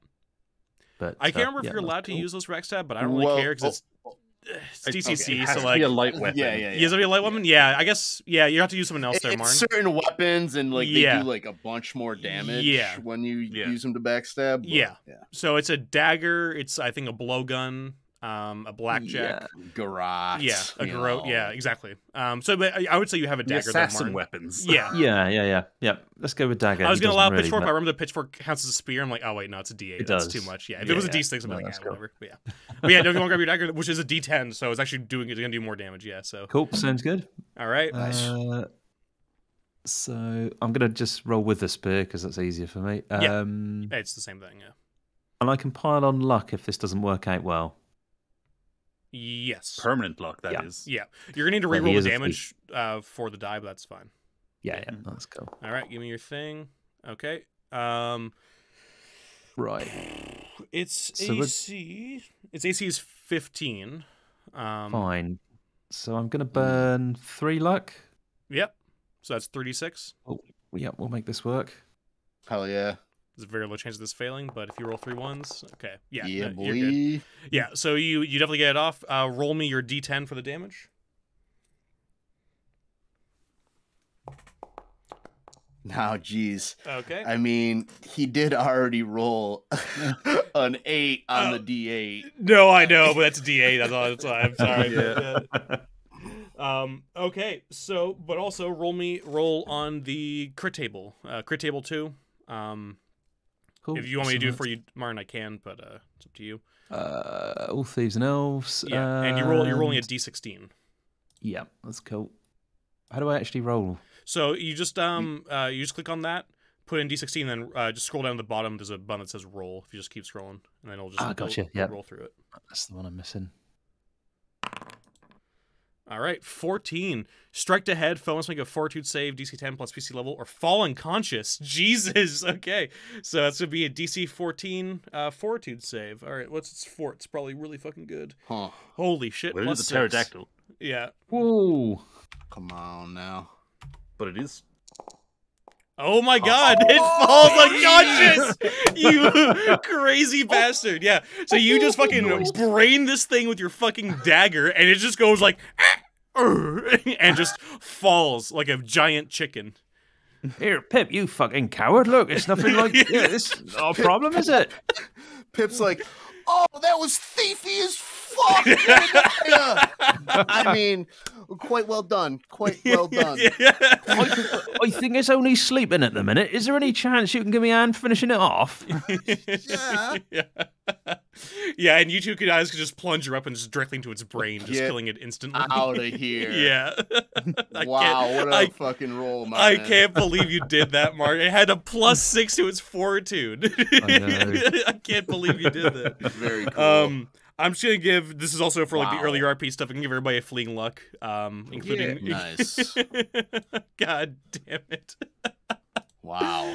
Okay, so as I was saying, this was a really hard module. Usually, I love how you guys failed to open a fucking lock, but you Door, one shot yeah. a fucking It's pterodactyl. fitting though that like the two thieves kind of just Yeah. like stumbled into this, and yeah, that was pretty cool. Oh my god, it's amazing. So you guys can pull up the rest. Everybody can sort of come up with extra ropes and stuff. You guys are able to you don't need to do checks or anything like that. It's safe enough. There's no leopards and no pterodactyl to deal with you. And you just all get up there into this area. You guys see now that there's like a big nice saddle and bridle for the pterodactyl. There's a trough of dirty water and a half-eaten cow. And there's the door leading out of this room. Jedediah goes to Marge. Did you see that big thing? And did you see that I killed it? In the cards, there was. Well, Squire, there was a bird. She looks at it. It's like, it's close enough. A big bird, don't you think? Well, I mean, I'm sure it tastes like chicken. Ooh, that's a good idea. You got any sauce with you? Well, it's raw, Squire. It's Well, you can take some and cook it later. She's like, I don't know if that's a good idea. Let's kill this wizard first. You're probably right. So, yeah, there's no one else in this room. Excuse me. You guys open the door. There's no traps on it. Mm-hmm. And you guys are now faced with a narrow hallway that goes left to right. Across the hall, there is a door that looks similar to the door that you guys just opened up. And at the end of the hallway, there is another door. So, one across and one down the hall.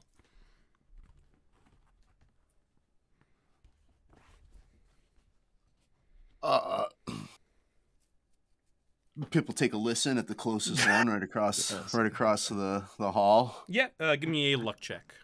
Imagining Pip doing that with his huge hat and rings is Just like the hat is like pressed, like all folded up against the door, you know? Yeah, exactly. Luck check incoming. Okay, Phil. Oh, Yeah, you don't hear anything that jumps at you from that door across the hall. Okay. He kind of looks at Jedediah to see if he's like stealing Jedediah's thunder, and then he takes out his lock picks and starts like fiddling with it, and kind of like looking at Jedediah. Yeah, You made a bit of a mess of your hat, you did there. It's still kind of folded slightly. Yeah. It's like kind of curled it's got up. the crease line. Yeah. Are you just opening it up, or what are you doing? Yeah. I'll try to open it up. If it's locked, I'll try to pick it. Yeah, there's no lock on it. Not necessarily doing a thorough check for traps, but no, that's totally fine. Yeah, you feel free to I will say it's not a bad idea to say you check for traps. But yeah. Okay, I'll do that. But I will say for this one, yeah, you're good. There's no traps. Cool. You pop it open, and this looks like some sort of trophy room. You see the room contains a suit of plate armor crafted to resemble a demon, a suit of dinosaur hide armor, a wavy-edged two-handed sword, obsidian, a blood-stained dagger, a shield with a screaming one's head etched upon it, a three-head spear fashioned from cold iron, 2 green glowing meteorites, a smashed clay tablet partially reassembled and covered in unrecognizable script, an alien skull, a small dragon's head, a preserved 2-head serpent, and an empty chest decorated with brass, silver, and gold filigree. I'm mostly telling you guys all this because none of it's really worth all that much past some sentimental value. So you can grab stuff if you want, but you guys are pretty already decked out with cash. And I will say, this is not the treasure room. But the plate armor, the hide armor, the 2-handed sword, and the shield all work as normal, but there's nicer versions. So there's if you want a full plate demon armor instead of the one you have, you're welcome to. The only difference is that aesthetically it looks like demonic more than anything else. Yeah, it doesn't give me demonic strength. No, nothing like that. No. I also love that you were very quick to point out you guys have not found the treasure room. And I'm like, This is blast, not the I treasure thought room. we did. Yeah, I'll just point out for you guys right now. You guys, don't worry. This is not. You guys aren't breaking any records. Treasure room yet. I realized if you guys had any dwarves, you wouldn't be missing treasure rooms because they could just smell it. Because they can smell gold. Yeah. Mm-hmm. Well, Chisel's a dwarf. What? Well, he's his class is a warrior. Oh. But he is a dwarf, so I guess he doesn't get. He doesn't get. No, Technically, that's I don't fine. think If you said he's- I didn't realize he was a dwarf. I thought he was a human. Otherwise, I would have. Yeah, he's a dwarven stonemason. Yeah. Oh, The okay. whole time I've been like, oh yeah, he's just another human like the rest of us. Now I'm like imagining, You're reimagining everything every about scene with Chisel. Chisel. You just every interaction is Except suddenly he's taking half on a the new height. meaning. I had no idea that he was a dwarf. Yeah, well, you don't need to make a big deal out of it. He's like, He's I'm just fine as with skilled it. a thief as the warrior as the rest of you. I mean, Exactly. Maybe even more skilled. I mean, I'm a little shorter. and it's like, you gotta learn gravity that helps with the like grappling stuff. Yeah, That's right. Also helps. She with kind of like punches. gets down in like a fucking wrestling stance. It's like, ah! yeah. Honestly, the idea of like a dwarf with like the huge beard in the wrestling stance, just going "Wah!" is kind of terrifying. Hell yeah. But yeah, so past this room of random references, there's nothing really else in this room. What is there in the way of exits? There's no exit out of this room except for the one you guys came in, and the only other door is the one that goes down. That's down the hall. Well, I guess we have no other option. A load of old tat in here might appeal to warriors, even to warriors, but yes, wibbly wobbly swords aren't my thing.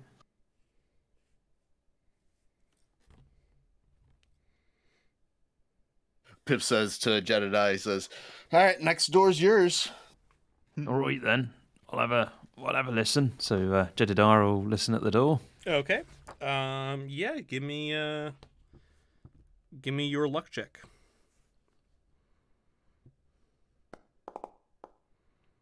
Nice. Ooh. Oh yes, that's good, isn't it? Yes, good. yeah. For luck checks, it doesn't count for those things. So you hear what sounds like I guess like humming, and the sound of like metal moving, like big metal objects. I can hear. I'm in there. It's like bees, but there's like metal bees. I'm not quite sure what it is, but I'm just gonna check it for traps. This door. Yep, So go ahead. You know, like a proper thief does and all. Bees, but like metal bees. I was gonna say, Cedric just says that back. You completely dead faced, just like bees, but like metal. Bees. That's funny. I always love hearing how players will give information to other characters after what I've said. Yeah, you don't find any trap on this door, Martin. That's good. That was really funny. Yeah. Oh, just open this one. Be ready for the bees. Be ready, he says. So this door, you open it and it sort of leads to like a small sort of staircase that leads into a different room. And this room is a 10-foot diameter window is set high up on the northern wall of this circular room, allowing dim illumination into the gloomy chamber. 4 massive bronze models of planets and moons fill the space, making it difficult to see past the hoops and spheres that diagram the orbits of demonic, alien worlds. Other, more perplexing devices of metal, coils, crystals, and tubes line the wall. So basically, you guys are just seeing basically like a gigantic solar system, an alien solar system, all made of metal, kind of swooshing around and moving. In this big like room. And also, this room is very confusing, like perspective wise for you guys. Like it feels like you guys are like in like just a giant sort of moving room. It's a little bit hard to really make sense of all this. It's kind of a sensory overload.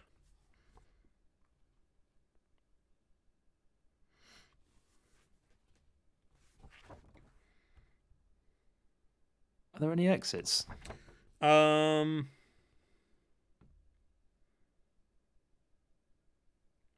None that are obvious from the entrance you came through. Mm-hmm. But like I said, there's so much stuff moving around. There's not a lot of light. It's kind of hard to really see across the room. Is there any obvious source of like any of this light, or is it all? Yeah, there's a window. There's a big circular window about did it say a 10-foot diameter window is set high up on the northern wall. The wall just directly facing you. So across the room there's a big circular window, and it's just letting in the light, but it's not really that much light to really see through easily. Your torches are probably bouncing off like the bronze pieces, adding both to the light and to the bit of the confusion, I guess.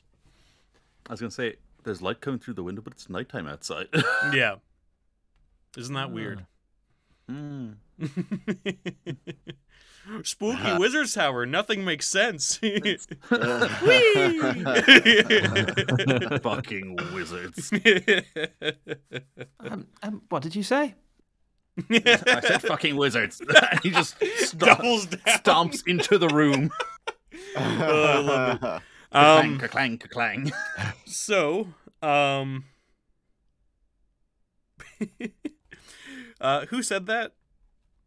Fennec. Fennec. So Fennec, you start clanking into the room, and you guys all see.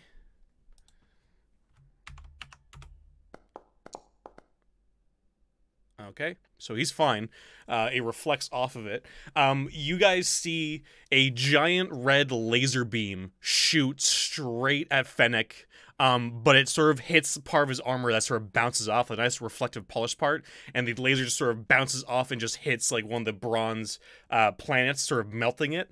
And you guys see this laser came from a massive 10-foot bronze scorpion with 3 lenses on its face, and it starts scuttling towards you guys from across the room, and you just see more lasers firing off from one of its lenses towards you guys. And it's getting closer. It's probably about 30 feet away, and we're gonna go to combat again. Oh my goodness. Anyway, yeah. So welcome to the to Jack Vance's Dying Earth.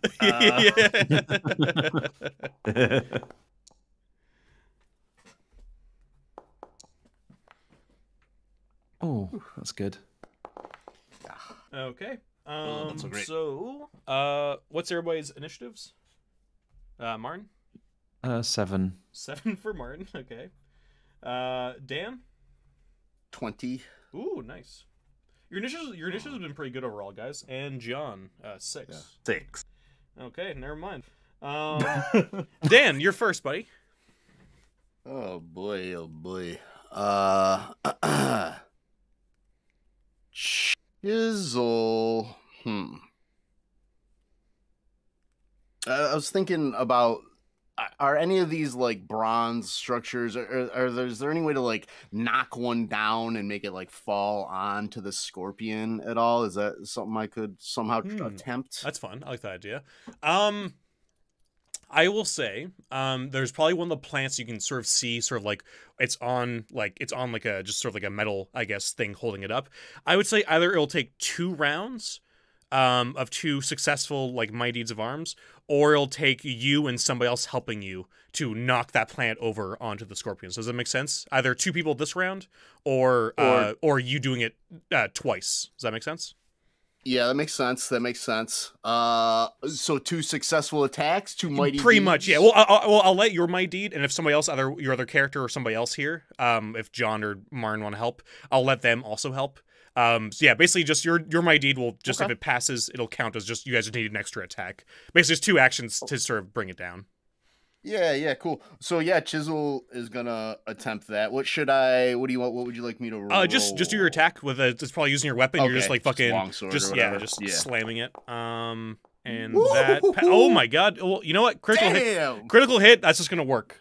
We'll just I got a crit and I rolled a 5 on the fucking die. That's nice. nice. Yeah. So give yourself a fleeting luck. And it's just like, you don't know what happened. It's almost like power coming through you, maybe from one of like the 18 fucking gods you guys have dealt with. But you slice through that metal like butter. And just goes like, there's almost like a loud groan from the metal planet that as it sort of starts falling off, and you see the 3 lenses look up at the planet, and they almost just like widen as the planet comes down right on it. And yeah, roll me giant bronze thing. Let's add your critical hit to that. Let's go 3d12 damage. Let's say that. That sounds good to me. 3d12. Okay. This thing's pretty fucking strong. So you just hit 3d12 you can just I always have with all the dice now. I'm like, it actually adds some confusion. Yeah. Like, which one What is does that look like? Because I don't use them that often. Nice. Oh my god! Nice, yeah. So you just hear the horrible sound of metal on metal as the bronze plant falls on the bronze scorpion and sparks go flying. That really fucking hurt it. You see parts of it are crushed and dented, and it just sort of like lifts itself off of the planet. And yeah, okay, good giant hit. That was really cool. Wow. Okay. And I'll give you an extra fleeting luck. I like the idea as well, so I'm gonna give you an extra fleeting luck there, Dan, because I think that was a really fun idea. Oh wow. Thank you. And Pip. So So Pip is hopefully like in this confusion, he's gonna try to kind of position himself and try to get like a critical hit in. Yeah, I'll say there. he's probably a little bit too far away to get a backstab this round. Okay. But if you want to try and do a sneak silently to try and get yourself in position, I'll allow that if you want. Absolutely. I mean, you're not gonna let me finish this thing off with Pip. Yeah. I mean, he might. I mean, next turn he might just do that. But yeah, no. Pip gets himself perfectly. He like hides between like two plants, just sort of switching around. And just gets ready for his kill. Okay, and then wow, that was crazy. This thing's gonna go, and it's fucking pissed. So first, it's gonna fire off its laser beam straight at Chisel. Yeah. We'll see if it hits though, because it doesn't. No. The laser again sort of just bounces off your armor and just goes flying. Maybe almost nearly hitting Pip. It just melts like part of a plant next to his head. And then like some of it kind of drips down onto his like hat. Yeah, molten bronze. And then it with a big claw, it sort of like angrily snaps out at a Chisel.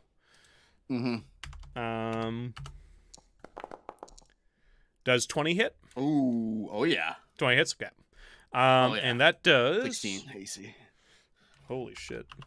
And you have a lot of health, you're fine. That does 9 damage. Yeah. Okay. As he just sort of clips into you. A lot of your armor just sort of squeezes with it. And it just sort of grabbed onto you now. And now I'm like in its clutches. Yeah, it's in its clutches. Its face is right up against yours, and you see like its laser eye is sort of like powering up again as it looks straight at you. Okay, Martin, your turn. So Jedediah, not to be outdone, is going to think, I know what Pip's doing, and he's going to also try and hide in shadows or sneak silently to get position. Around. Yeah, sounds good. Nice. Yeah. Oh my god. Yeah. Oh yeah. Definitely. Yeah. No. You. Do you go like next to Pip, or are you going like are you making sure he knows that you're? Yeah. Like, no, you're not rooting for me. This is my spot. This is my spot. You go over there. I actually prefer the idea of like they're in like little gaps opposite each other, and they can both see each other. Yeah. Yeah. Just both ready. Yeah. I love that. Mark, give yourself a fling luck. I love I love this rivalry that's starting to occur. Me too. When they both realized they were thieves and could do thief things. Yeah, when Jedediah realized he's a thief. Suddenly he becomes useful. And what about Chris? Chris is going to try and crack off a monster summoning again. Ooh, okay. It's a new spell. She needs to practice it. That's fun. She needs to commit a little bit more to the chaotic side. Hell yeah. Ooh. Okay. Nice. 21. Nice. All right, 21. Caster summons 2 1-hit dice monsters or 1 2-hit dice monster. The monster remains up to 1 hour. Though they hunger, thirst, and rest as normal. And they obey your caster within normal bounds. So little commands. Yeah. So, do you want 1 hit dice monster or a 2-hit dice monster? What's the next? Sorry, I'm not on the right page. What's the next thingy? The next one is summons 2 monsters of 2 hit dice or 1 of 4 hit dice. What do I need to hit to get that? Oh, that's another... One more. One more luck. So I'm going to burn a fleeting luck to make that 22. Okay. All right. And what do you want? Do you want 2 hit dice or 1 4-hit dice? I'm going to go for fodder, and I'm going to go for 2-2. 2-2. All right. I'm just going to see if I can find something quickly here for you. I'll just do this randomly for you. Yeah. Let's see here. Chaos spells. You will summon something. Okay, that's 5 That hit is chaotic. Dice. That's 4 hit dice. It's 3 hit dice. 5. Okay, so we're just gonna use a stat block, but you can describe what they look like here. 1 second. I'm gonna put 2 down. I'll keep track of their health and stuff for you, Martin. If you want, you should be able to see the ping here. 1 second. Let me. God damn it! This map is so small. I'm so zoomed out. Holy shit. Vision. Identity. Oh, is there a? I can only see a piece of parchment at the minute. Yeah, I'm going to make you the owner of it. One quick second. Actually, you know what? Here's the easiest way to do it. Configure permissions, all players, owner. There we go. And then I'm just gonna put this down. Do you see that giant beetle there? Do you see it? I'm also zoomed out. There we go. Yeah. You see it? Okay. Yeah, if you click on that, it should bring up a stat block for you. Do you see that there? If you double click on it, click on the token. Yeah. So I'll just yeah. So basically, this doesn't have to be. I'm just using the stat block for it. But it can look like whatever you want. And there's 2 of them. And there's 2 of them. Okay. Yeah. They both have 7 health, and they go on your turn. Like I said, I'll keep track of the health for you. Yeah. But yeah. So yeah, you summon these 2 demonic monsters. What do they look like, Martin? How do you see them? I think they look like beetles. I think that's entirely appropriate for Chris. Yeah. Love it. All right. Yeah. 2 big sort of beetles, sort of red and black, just appear, the size of dogs. What do you want to do? You can give them orders right now if you want.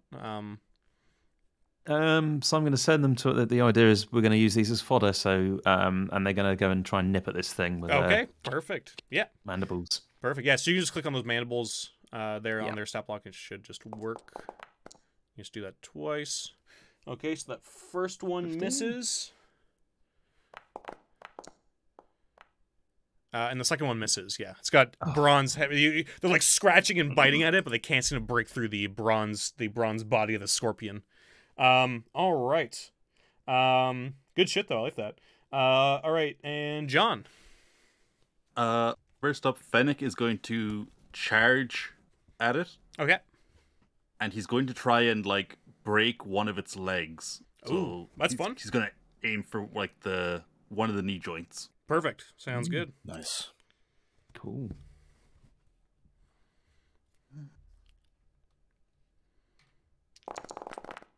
Oh. All right. Well, there goes everybody's fleeing luck. And fumble. Your weapon comes loose in your hand. You quickly grab it, but your grip is disrupted. You take a -2 penalty on your next attack roll. Yeah, so you see him charge in, and he does this huge, powerful swing, but, like, the angle is a little bit wrong, so his arm jars, and you just, like, watch as you see his, like, he lets go of it, his arm, like, actually recoils a bit, and then he just goes back and grabs it, but yeah, he's... I mentioned that funny bone feeling, like when you hit something and like it just ricocheted your funny bone, and he's just like, ah. Having actually had that feeling, I'm like, no, that's awful. And your other character, John, or your other characters? Cedric is going to shoot at it. Okay. That's going to hit, and it's going to just take off. It just makes through the armor a little bit. He's like, haha. Gives a little love tap. Yeah, a little bit, little one. And Marge is going to get in up close and personal with the spear. Okay. Give me that stabby stab. She's going to jab at it from the opposite side to Fennec. Okay.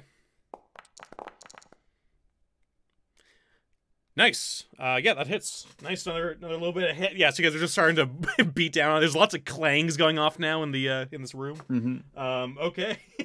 Also, BT dubs. Who keeps a giant brass mechanical scorpion in the same room as their astrolabe? That's fucking weird. Goddamn wizards. They've got no taste for interior decoration. Okay, so Dan, back to you, buddy.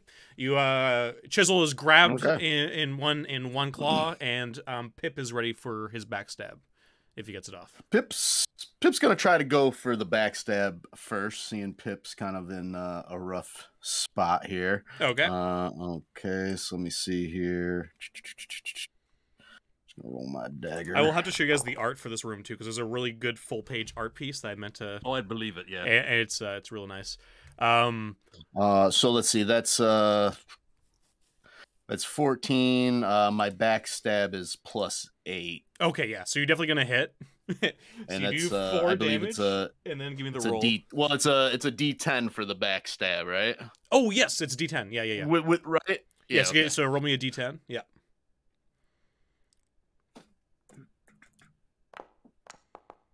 Okay. Okay. Yeah, well, there you go. That's funny. It was And fake. All right. And let's see. And then the crit table. Yeah. Yeah, you're the crit table, buddy. Let's see what you get. Where are we? Thieves and Elves. 1d16. Strike the chest, grazes vital organ, inflict plus 3d4 damage with the strike. Awesome. You're rolling that 3d4, buddy. Cool. Oh my god. So much total of yeah. Total of 5. 12. Total of 11 between the two. Oh yeah, total of the 11. Yeah, reg- yeah. But still, nice. 12, right? Yeah. Yeah.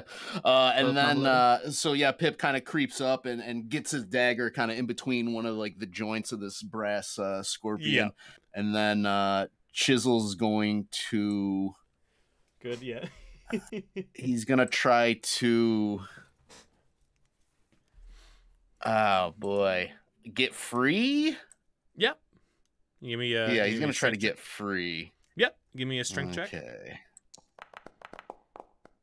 Oh. Oh boy. Okay. No worries. Yeah, so he's still in its grasp. And it's it just got stabbed repeatedly in its back. The lens flicks from you and flicks towards Pip right as back there, stabbing into him. And it starts to heat up red and fire off the laser straight at Pip. Oh Jesus.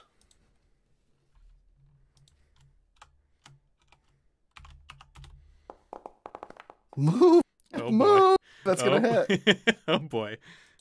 Oh, and give me a reflex save for Pip. Okay. Okay, so he passes. So he takes 4 damage. He sort of just jumps out of the way just in time, but still sort of grazes right through his shoulder. It was gonna hit him straight in the chest, but he jumped out of the way just in time. And then okay, cool. its big tail sort of slams down towards Pip. Oh my god. This thing really hates you, Dan. That's good. Oh, no. And that is 7 damage as like it just sort of skewers you. And now Pip is sort of attached to the tail end here, and chisels in the arm. All right, Martin, your turn. Jedediah shakes his head and goes, "Here, Pip, you gotta get him. You gotta get him on the first go. You can't be playing with him." While he's being waved around. Yeah. You see, scorpions aren't a lot different from pterodactyls. Well, and he's going to try and prove this. Yeah. So he's going to try and backstab it, having done his sneak silently. Oh my god, that's so good. And he's gonna burn a ton of luck. So the AC is 18. Okay, cool. So we'll get rid of another 3 luck. Yep. Oh, sorry, I've just done some bad things with the web browser. Yeah, no worries. Developer mode has appeared. Right, let's not do that. I don't know what I pressed. I've just done bad things. I'm hacking the mainframe. Bad things. So that's an additional 9. So what's 16? Does that hit? 18's the DC. Oh shit. Oh. Okay. Never mind. Yeah, you're just under. It's like if you had gone 9, but yeah, no.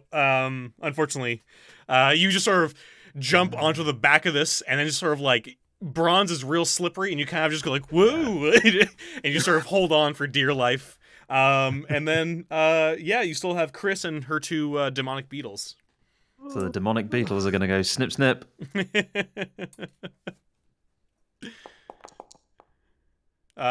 So that just needs to be an 18 to hit.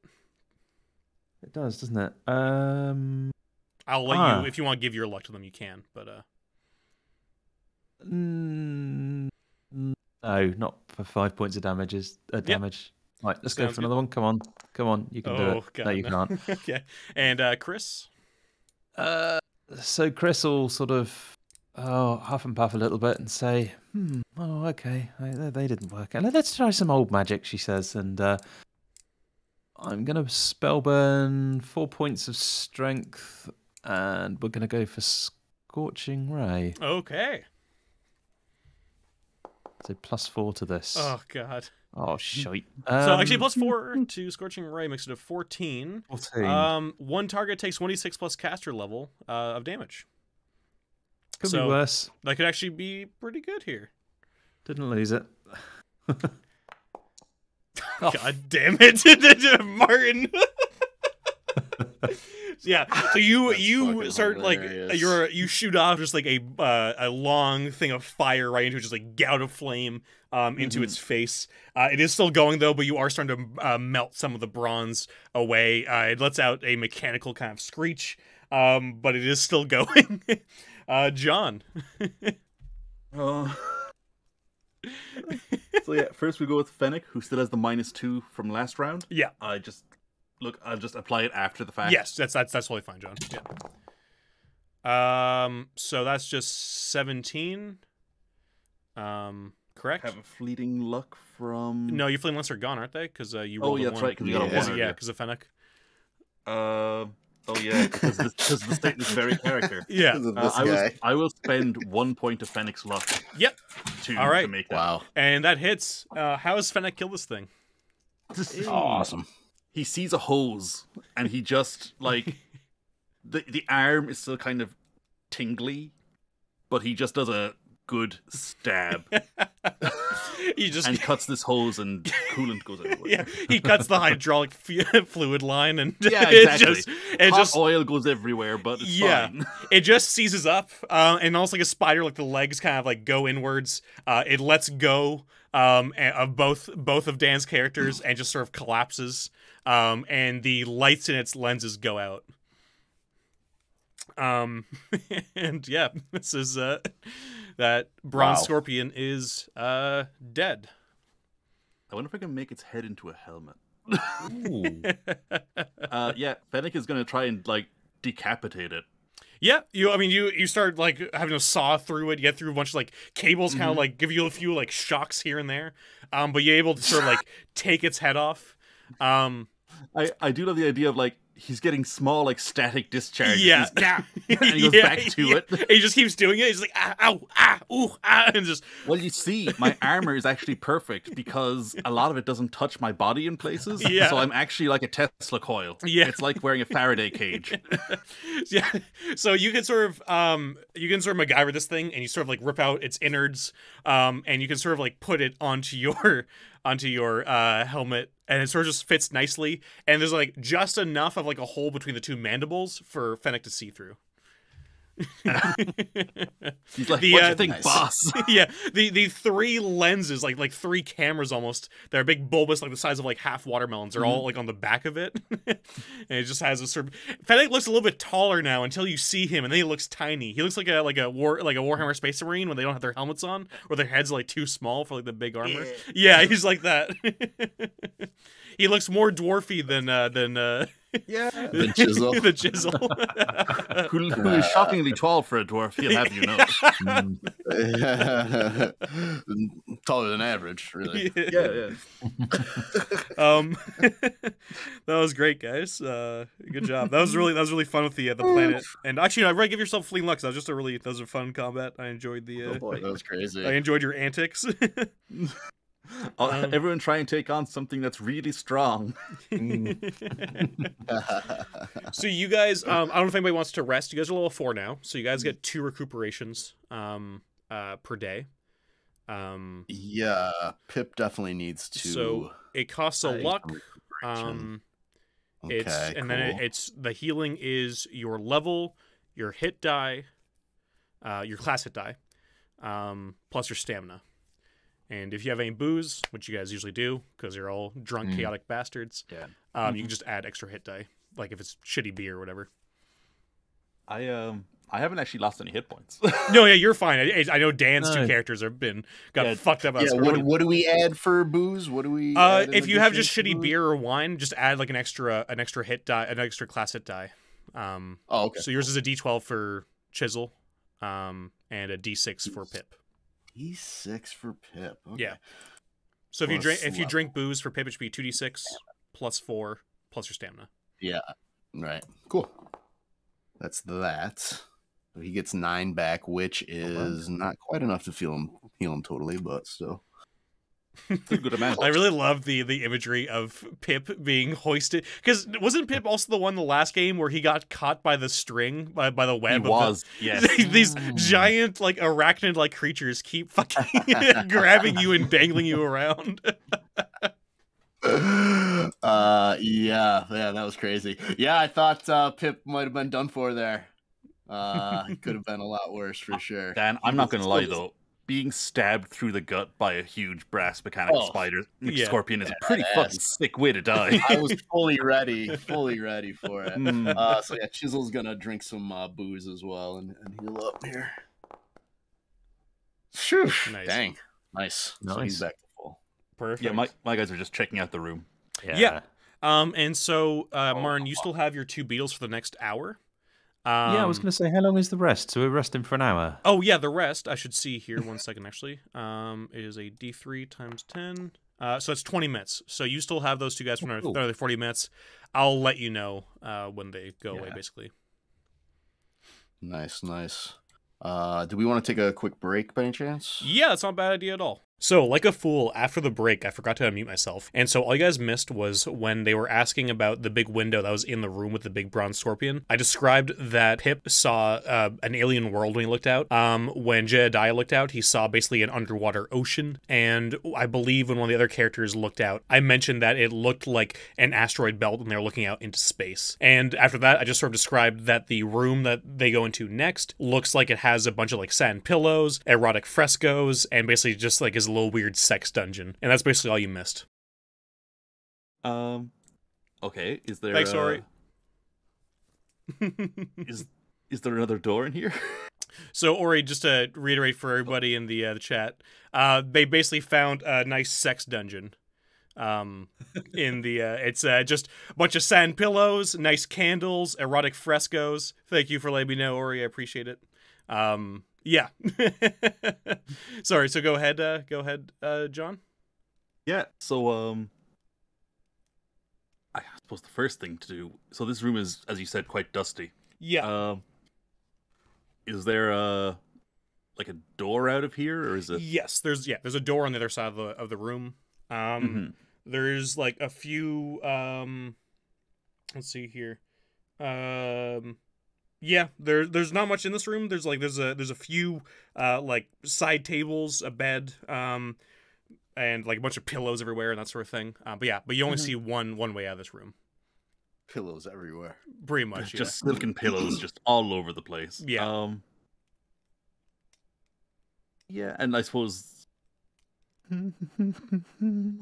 are there any books in the room? You know, sexy books. Yeah, there's a few sexy books in here. Cedric will he's like, I'm still checking it out, but it seems to be empty. Give me a second. And he's just gonna go over and just like take like a bunch of the sexy books, put them in his satchel. He's just like, can't let anyone see. Closes it. He's just like, shuffles a cushion over it so that it looks dusty in the space where the books were. Yeah. Wait, is this Fennec or Cedric who's doing this? Cedric. I love it. So Cedric does that. And when Cedric does that, he grabs the books and just throws them in real quick. He sort of like his hip kind of hits one of the side tables, and you hear like some clinking of glass inside. Ooh. Yeah, he's gonna see if he's gonna open it up and be like, oh, what's this? What do we have here? And he's got a little oil lantern. Oh, yeah, he does that. Is anybody else coming down while he does this, or are you guys waiting for him to report that everything's safe? Pip and Chisel will come down. You guys are coming down, and Martin Sing's coming down. Cool. So, while they're coming down, Cedric, you look inside and find 4 bottles. You see 2 of them look like they're excellent wines. They're worth 25 gold pieces each, but at this point, that doesn't mean much. But what they do mean is that those are very good drinks for when you guys are chilling out and want some wine. I was going to say, yeah, these might be good for healing. Exactly. The 3rd bottle looks like it's a powerful aphrodisiac. And basically how it works, I'll do the mechanics later, but it basically works as a charm person with a +10 to the spell check. basically as how it is. It's pretty good shit. And the fourth, and probably one that stands out to you the most, Cedric, looks like a rejuvenation tonic with 3 drafts, 3 uses. They either restore 3 dice health per character's class. So basically, if you're a warrior, it heals 3d12. Or 1d6 temporary ability loss, or removes a single debilitating condition like paralysis, poison, or disease. So basically, this can be used to heal spellburn, or it can be used to just straight up heal or get rid of status effects. And it has 3 uses. So, it's either we can get the mechanics later. But Cedric, if you want to just basically write down, you got rejuvenation potion, or whoever's writing down the treasure, you can just write down rejuvenation potion. How much spellburn does it heal? It's a d6 per draft, so basically 36 spellburn. If you were to drink it, drink all 3 drafts. You should take a sip of that, there, Chris. Didn't you already burn a bunch of strength? 4, as I recall. If nobody minds, I'd be awfully grateful. Yes. Yeah. So just roll a d6, Martin, and there's 2 drafts left. You know this is going to be a 1, don't you? You don't know that. 4. That's just what you need. Is that what you burned? Perfect. Yeah. There you go. Perfect. Foundry's like, Martin, don't shit talk me. I'm not cruel. That's not what I do. I'm not Roll20. I'm impartial. I am but RNG.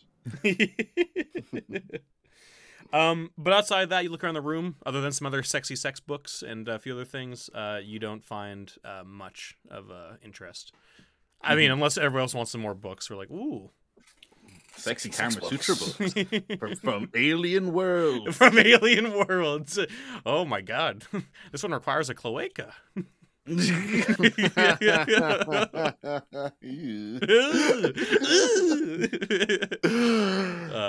But yeah, so there's just the door league out here, and not much else.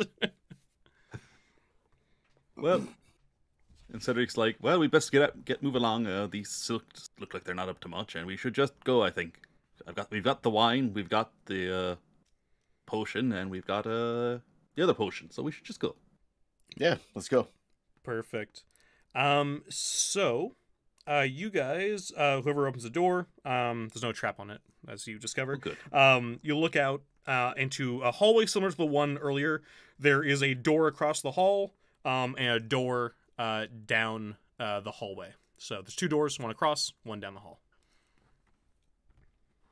This looks familiar. Oh, actually, sorry, there's 2 doors. There's a door on each end of the hallway, left and right, and then also a door across. So actually 3 doors. Okay, so 3 doors. Yeah. Sorry about that. This map is Alex. I'm really, really proud, buddy. This map's really hard. Okay.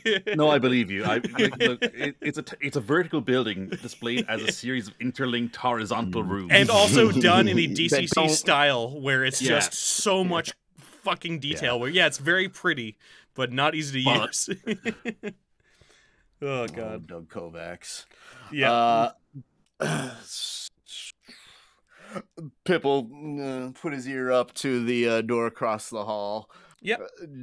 Just really as flavor, probably more than anything. Yep. And then he'll look for traps. Sounds good. And try to open the door. Yeah, he does not hear anything come through it. He finds no traps. And the door is unlocked. Okay. So what do we see? You see long, narrow tables are placed about this room, and a trio of glowing orbs floats overhead, illuminating their surfaces. Each contains several enigmatic tools: probes, forceps, spiral rods, prisms, mirrors, and stranger implements, all arranged with fussy precision. A half-finished circlet rests atop a velvet cloth, a shimmering diamond the size of a hen's egg lying beside it. The walls bear baffling blueprints of eldritch devices etched on the flayed hides of unrecognizable beasts. So, to reiterate there, got a bunch of tools. Go ahead.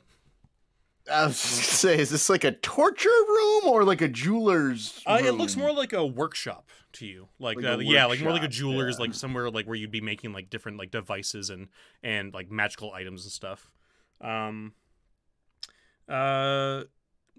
there's a lot here. Like I said, you see like a bunch of blueprints in one area. You see some glowing orbs. Oh, sorry, no, the glowing orbs are just illuminating the surfaces. You see one place with tools, and the other one has a half-finished circlet and a shimmering diamond the size of a hen's egg lying next to it. So, tools, blueprints, and the circlet and diamond. Pip looks at Jedediah, and then he looks at the diamond, and then back at Jedediah. I'll split it with you.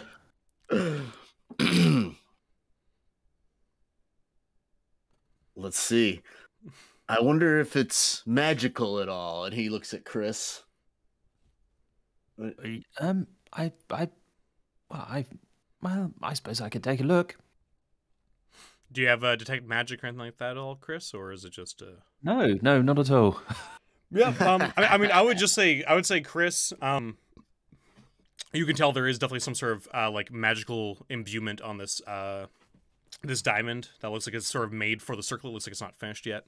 But you can't really like make out without having to detect magic. Can't really tell what exactly is magical about it. And I think it's highly charged. If you definitely yes, you somebody of non-magical ability should definitely not touch this. And let me investigate the blueprint. I'll see if I can work out what it is. And she'll read the blueprints. Okay. So, you grab one of the blueprints and it jumps out of Chris and starts smothering your face as it wraps around your head. Give me a fortitude save. I was expecting the diamond to be the thing that fucked us up, not the Well, bloody that paperwork. is 2. Got us again. DCC. Yeah. Okay. The DC is 13. You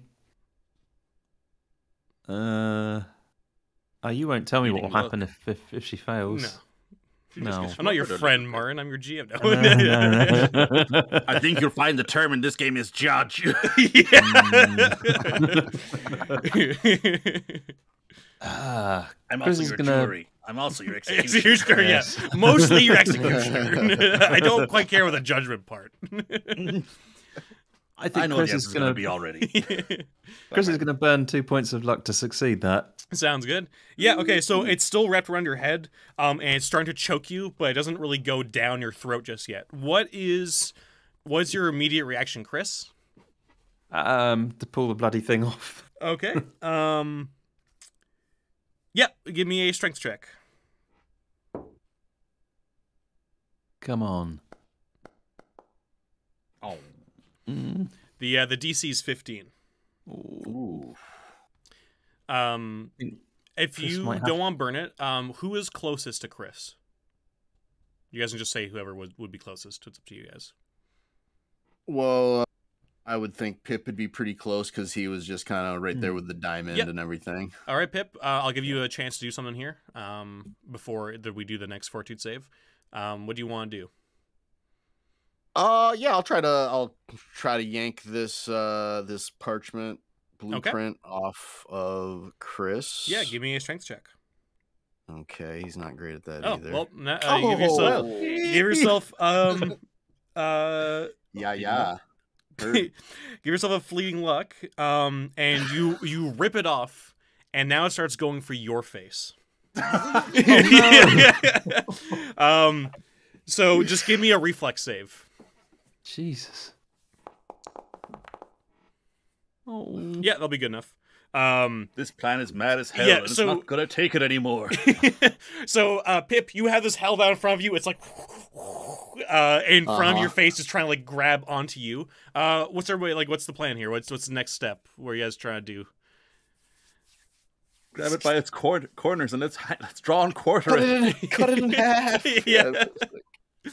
Jedediah goes, oh, it's a tricky looking beast this is, and sparks up a torch. Oh, perfect. Yep. And you just put the torch against it. All right, perfect. That works. Yeah. So as you hold it out, as it tries to grab, you just put the torch right into it, burning it, and it just starts to burn from the middle to the corners, and it just sort of all is left is just like a few scraps of paper and ash on the floor. And Pip's just like stomping on like the scraps that are on the floor. Mm-hmm. Yeah. Jedediah looks over at Fennec and goes, "Bloody wizard stuff." Fucking wizards. Oh yeah, let's make blueprints that are literally alive and will kill my enemies. Why? Who would do that? Bloody wizards. That's so specific. Why would you do that? Pip takes another look at the diamond and he says, "Well, I'm done with the wizard's workshop," and he walks back out into the hall. Well, this was some bullshit. What do you think the tongs will do? Act as nipple clamps? That's their primary use for the sex dungeon just across the hall. Jedediah walks out the room and grabs the diamond on the way out. So he grabs the diamond, and to everybody else seeing that, you disintegrate. And Jedediah, you wake up in what feels like a big dark city. There's alleyways going all different ways. Which way do you want to go? North. North? All right, give me a will save. What the hell has just happened? Well, Martin, you touched the thing. Oh, well, the logic was if the bad thing was the blueprint and the diamond. Oh, Martin. I told you. That does a thing too.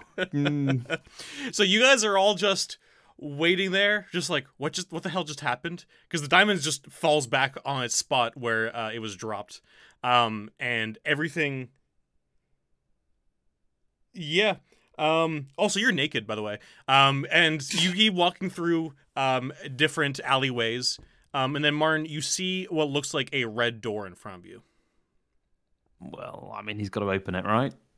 Yep. Has to. You open it, there's a bright flash, and your naked body falls out of the diamond back into the workshop. You luckily passed your will save. You get 1 an hour. And, yeah. You made it out. And you're now naked on the floor of the workshop on top of your clothes and weapons. Sorry, naked on top of his weapons and clothes? Yeah, like all your clothes and weapons stayed in the normal universe, That's but Jedediah landed on them. Yeah, and then you just came back out of the diamond on top of them. Amazing. He's going to dress quickly. Yeah. Well, you know what happened there? I don't want to know what strange adventures you had, says Cedric, with his back turned and his cape outstretched. Like yeah, just. Here, you want to be having to go on that diamond, you do. It's quite some ride. Please. Please, I don't need to know more of your I see Dan's face making calculations. Well, I was just like, yeah. Well, I was like, oh, what if we could like take this with us and then just like throw it at somebody? That is the most DCC fucking thought that I've ever heard.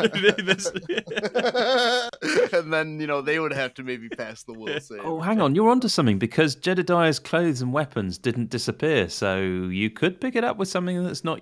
Yeah, you could probably just pick it up with a cloth bag. Who's got a fake hand? I don't know. I mean, the hand has really kind of become a part of me. Give it a go. But if we have like a bag, like a burlap sack or something, you guys do? Try to like put it over the crystal and you have a burlap bag. You just sort of scoop it up and just tie the bag, and you just have this crystal or this diamond inside this burlap sack now. Okay. Excellent. Now to put it in the town water supply. No. John, that won't do anything. Yeah, I know. It's mostly pillow. You just keep like throwing it at fish just to send them off into some weird fucking maze universe.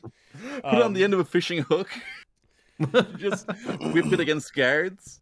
Come on. Oh god, that's how you get through everything. Also, Mar, just because I don't think anybody's gonna try this again. If you roll a 1 on the will save, you are lost forever in those mazes.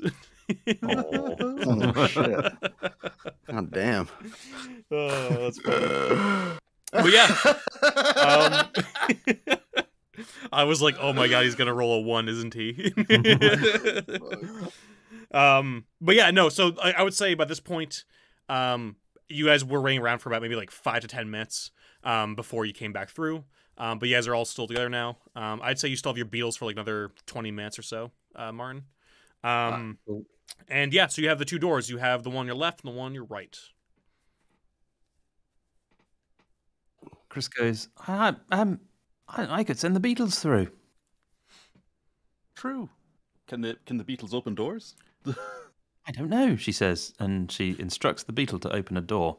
Yeah, I would say, because they're more monster than just beetle, I'd say they can sort of use their mandibles to kind of like try and open it, and they just sort of get one open. Which door which door are you guys going for, the left or the right one?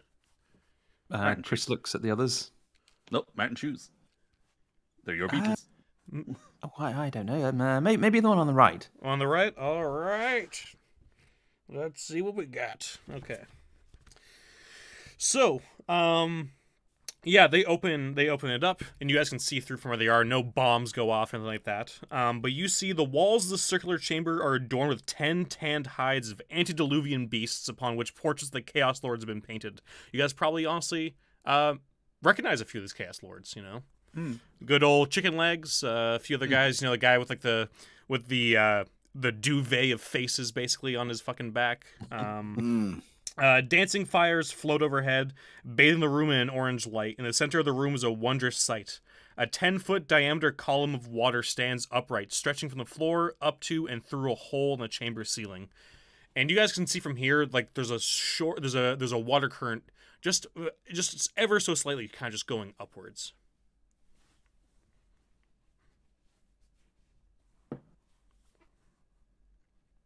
It's just going to instruct like a carrying mechanism. Beetle, go into the water. Yeah, so you put the beetle into the water, and it seems like the current isn't quite strong enough to push you upwards. It kind of just leaves you sort of floating where you go in. But if you instruct your beetle to sort of try and swim upwards, it doesn't have to do a check, but it can start moving upwards a little bit. I don't know if you'd make him go all the way up, what you want to do, but it's up to you. No, it was just to kind of prove a point, really. Yeah, to see that this it's isn't like deadly, and this is you just swim up. It's not like an acid column. That Also, if it's not me, the water turns to acid. That's pretty clever, I guess.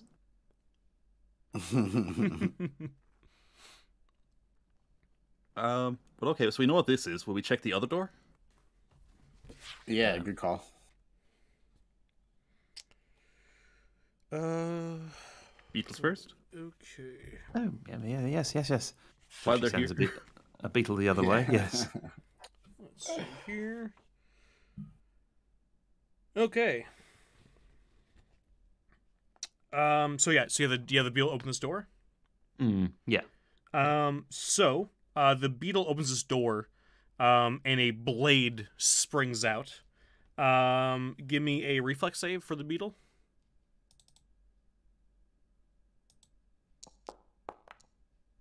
Well, that wasn't me. No. Oh, that's what you did. Wow. Okay, so it passes. So that beetle, I'll keep track of that health, but it sort of slices through its chitinous armor. It takes, it did jump out of the way in time, but yeah, it still takes a little bit. So you have one that's half hurt and one that's still full health. Inside, it looks like, inside, it looks like the chamber beyond this door is illuminated by a mottled light of blue, green, red, and purple hues that swirl in a nauseating color scheme. A rhythmic pulse like the beating of a demonic heart echoes in the air, produced by no discernible source. In the center of the room, atop a low platform of crimson marble, is an opaque sarcophagus crafted from ultramarine crystal and gleaming obsidian. Oh,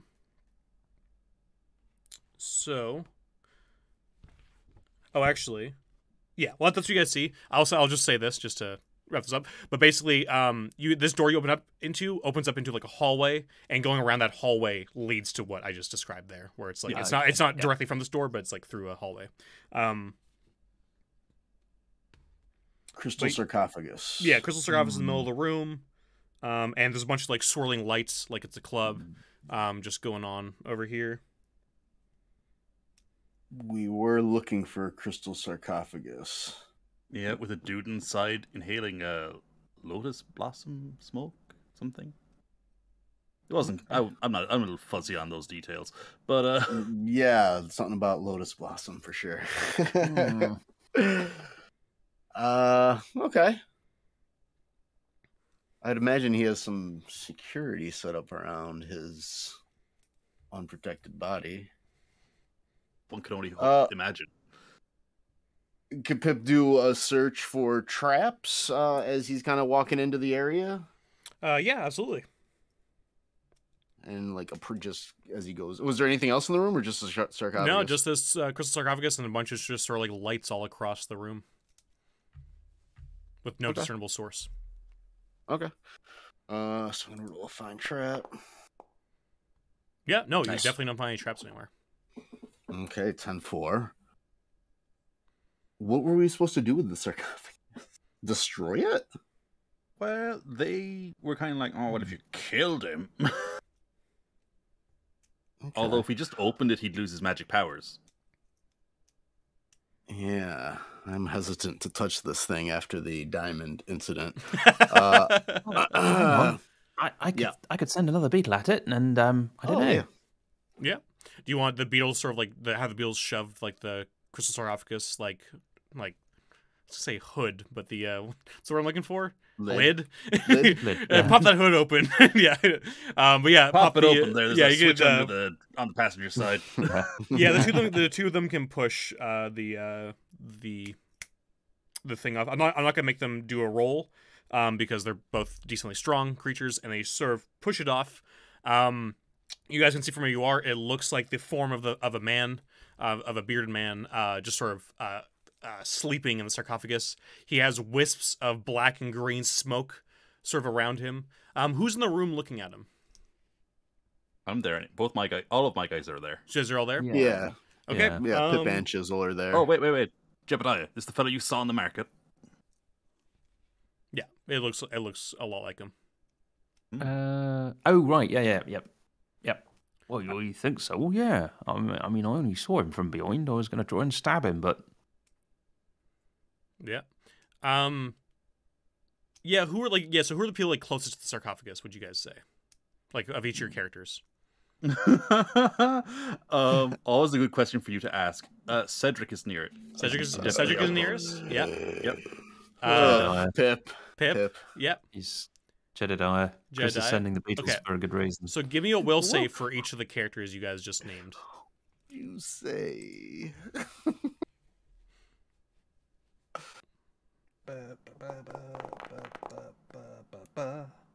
50. Uh-oh. Okay. Oh. Yep. No. Nothing happens. Yeah. You guys are good. Oh, good. Because if something were to happen, I could always burn some luck. Yeah, I mean, the DC is 20 if anybody wants to burn luck. Fuck. But nothing happened. No. How that you can tell. I'll burn 10 luck.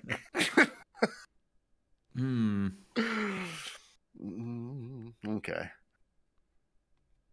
It would be too meta to burn luck. Yeah. What do we see in the? I don't think it's too meta to burn luck. I think luck in itself is a meta currency, so I'm fine with you. Okay. It's up to you what you guys want to do, but yeah, it is just a lot for all of you except for Cedric, pretty much. I mean, even for Cedric, it's a lot. Yeah. I'm gonna burn Cedric, 4 of them. An awful lot. You're gonna burn 4 Jedi. Yep.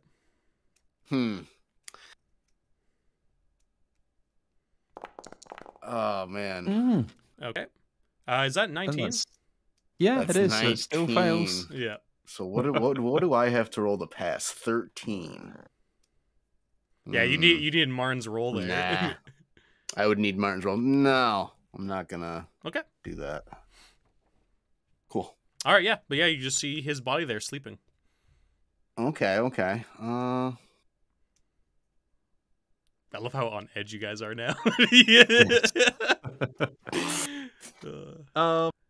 Okay, well, we know where he is. Is the plan to kill this guy? I mean, if that's Cedric what we're holds up doing, he holds up his hands, like one finger raised on each, and he's just like, a proposal. Before we do anything to this guy, let's try and find as much treasure as we can within his magic tower. And check that water column. Sounds good. Okay. So what do you guys want to do? Is that what you guys want to follow that? I'll let you guys obviously discuss that. I would like to check the water column first. Okay. Before we do anything with him, because I have a feeling that if we do anything to the wizard's tower will have something. Sure. Yeah, so for you guys, just to reiterate stuff, just so because I feel like you guys would know these things.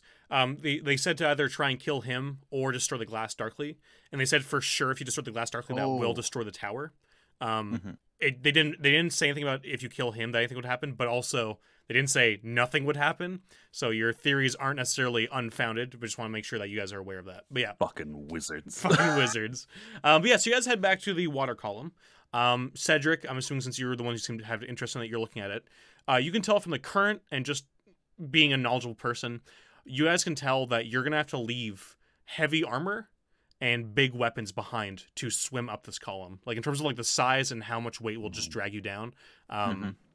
Anything basically above like hide mail, and anything basically bigger than a short sword, will have to be left behind if you guys want to go up this column of water. Yeah. How high is the column of water? It goes from the floor to the ceiling. Is, let me see here. It kind of disappears into the ceiling. Yeah, it disappears off into the ceiling. Let's see here. 10 feet. Oh. Can almost jump it. Unless you were wearing like full plate mail, in which case you probably couldn't. What with the -8? Mind you, if it's only 10 foot, we could sort of send someone up with a rope and then just pull everyone else up rather than de-armoring. Yeah. Yeah. So Jedediah could go up with his studded leather armor and leave his spear behind, and everyone else could climb up a rope. Yep. Okay. You say this now until Fennec gets stuck and acts as a plug. The water's going up my butt. Classic Fennec.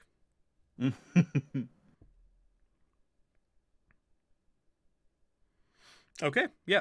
So, you go up the water first, Jebediah? Yeah, before Pip does. Okay, so that's good. So Jebediah goes up, and he just gets up onto like the next platform basically, and you're in what looks like the middle of a cavern, like a cave system. There's stalactites everywhere. Who do you pull up first? Probably Fennec, because he's got some nice armor. Okay, so Fennec, you get pulled up. Who's next? Chisel will get in line. Okay, so Chisel's next. And Fennec will help pull up the rest of the gang. Sounds good. Well, when Chisel gets up there, so that's what? That's Jedediah, One each. Fennec, and Chisel. Oh, it is. Oh. Well, what a great coincidence. Oh, who could have foreseen?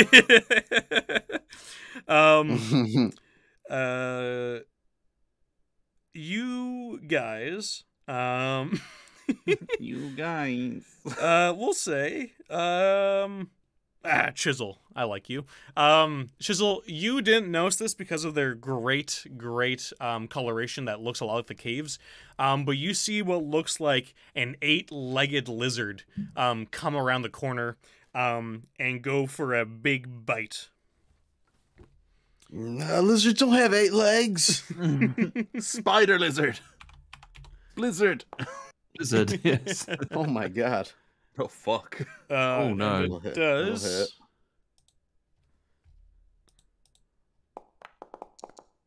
3 damage. Okay. And the other two turn, and this one clamps on. And looking right behind it, I feel like Fennec would do this. Fennec, you look at the other one behind this first one that bit him. And Fennec looks into the eye of the second creature. Give me a will save. Oh, Fennec. Oh no, what is this, like a basilisk or something? Oh no. Is it? I don't know. I mean, Oh no. The DC save is 14. Oh no. Just Yikes. straight flat roll. No, sorry. So the DC is 14. You rolled a 6. Oh yeah, the I rolled will a save. 6. Yeah, I can't. Okay.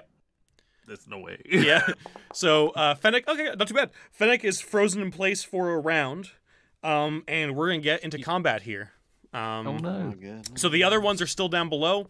So you guys can try and deal with these creatures. We'll also maybe try and get your other party members up here. God, this is a mean module. It is.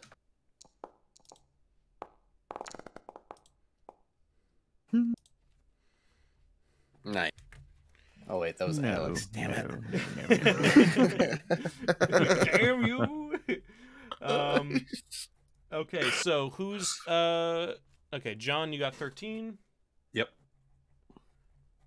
Martin, you got 4. Oh. And Dan, you got 5. Okay. Mm. All right, so this is the one that's on Chisel.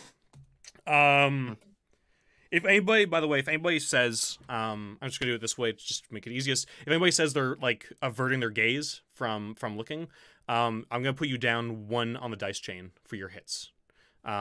Actually, you know what? That's really fucking annoying for rolls on Foundry. Let's just do -2, just because I don't want to deal with having to do a bunch of different rolls to try to get this right. My Yeah, laziness. it's like if we had dice, this would be fun. and Yeah. easy to If it do. was dice, it's fine. But like us having to undo and just roll a bunch of shit differently, I don't want to deal with that. Yeah. Now completely rewrite your thingamajig Damn right. If honestly, yeah. for novelty. Yeah. So yeah. So if anybody's saying they're averting their gaze, you have a -2. So just add that afterwards. You don't need to add it in the roll. Uh-huh. Okay. So the first one's going. It's the one that's already chomping on you there, buddy. Okay, Oh yep. my god, they have 2 action dice. So Uh-oh. oh, look at that. Tim comes in for the with the 300 bits. So that Thanks, can Tim. be the next attack roll is a crit, or you guys can use that as 3 rerolls. Oh wow. Or the GM has to immediately reroll a die for 200. But yeah, Ah. in any case, you guys have those options. So this basilisk is going to bite into you. And then So they are basilisks. yeah, I mean, at this point, You got him to reveal his hand. oh no. So Let the meta begin. that first one's going to that's- miss. Yeah. And then it tries to claw you. Get off me. And it fails. Yeah. Okay, boy. so both fail, and then John, it's your turn. So, averting his gaze from the one that he was. Oh, actually, looking at. Fennec's No, wait, paralyzed. he's frozen. Yeah, Fennec's paralyzed. Yeah, so that's just I guess that's his turn. And the other person down below can't do anything just yet, but And so was that just one of the basilisks? yes, Going? that was the first. That was okay. yeah. In the sort of surprise round, you got bit, and Fennec got paralyzed for. Oh, a round. okay. Yeah. I got you. Yeah. Okay. So yeah. So John, I mean, you can try and have your next character be the one who's going to be the one that gets brought up. I if think you want. Cedric's going to try and go up next. Okay. Yeah. So yeah. So Cedric is going to go up next. If he gets pulled up, he will still be able to use his action in this round. If that makes sense. So just, but we'll see if Martin pulls you. Does that make sense? Yeah. Martin or Dan picks you up. Okay. So John, that's you. Dan, you're next. You have okay. Chisel up there. Yeah, so Pip is gonna try to get up the. Isn't Chisel the one Did who's we up leave there, a rope? or is it Pip who got bit? Pip. Chisel got bit. Pip's gonna try to get up. So to Pip, the level. Oh, I guess you know what? That's right. Pip doesn't have a bunch of armor on, so yeah. I'll say that Pip can sort of push Cedric out of the way and try and swim up. Just give me a strength check. Okay. It's very easy. He should be able to do this pretty easily. Yeah. He swims up. Nice. Pip jumps up onto it. And Chisel is going to he wants to kind of bull rush into the one that's right in front of him with his longsword leading, and he kind of wants to try to knock it into the other one and maybe like disrupt one of their turns or something like that. Sounds good. I like that. All right. Whoa, nice. Okay, so nice. Good hit. Holy shit. Now, okay, I rolled a 15. Okay. Yeah, but you got 21 with that deed die. So nice. Yeah, cool. Wow. So so you do a big hit on one of them, and you, with that big hit, you sort of get its jaws unhinged around your leg, and then sort of just ram it into the other one. So that next one is still going to get its turn, but it's going to have a penalty to its attacks on what you do. Awesome. Good shit. And okay, so that's Dan's characters. Martin, what are you doing? Can we say that Jedediah did get his spear up because somebody bought it with them? Yeah. Well, you are saying you guys have your gear because you were pulling them up, and you guys are trying to pull them instead of you guys taking off your stuff. Yeah. So yeah. Yeah, it's not a problem. Cool. So Jedediah is just going to, in a not particularly bright way, he's going to go for it with no attack penalty. Sounds good. He doesn't know what a basilisk is. Why on earth would he look away? That would be stupid. Yeah. Cedric's down there like, hello. Nice. Good hit. Wow. That hits the AC. Are you going for the one that was already hurt or the unhurt one? I'm going to go for the already hurt one. Yeah, okay. Yeah. Sounds good. Good shit. Yeah, so you stab it as well. Okay, and yeah, so Martin, your other character's down there. It's Chris, right? Yeah. Chris, because she doesn't really have any gear, she can swim up with the strength check.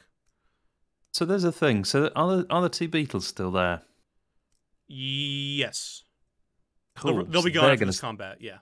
Yeah, they'll swim up for sure. Okay.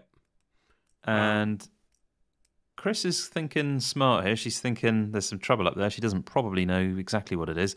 So she's going to go for monster summoning again with the idea of sending some more up there. Okay, I like it. So she's going to build up a fucking army. Sounds good. All right, give me that monster summoning roll. Oh, yeah. Watch this fall flat on its ass. Oh, come on. Oh, boy. Yeah.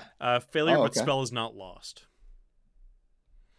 I don't know if you want to add to that or if that's just you're going with that one. I have a fleeting luck if that helps you at all. I don't know. I think 14's the next one you need. Yeah, 14. Yeah, it is.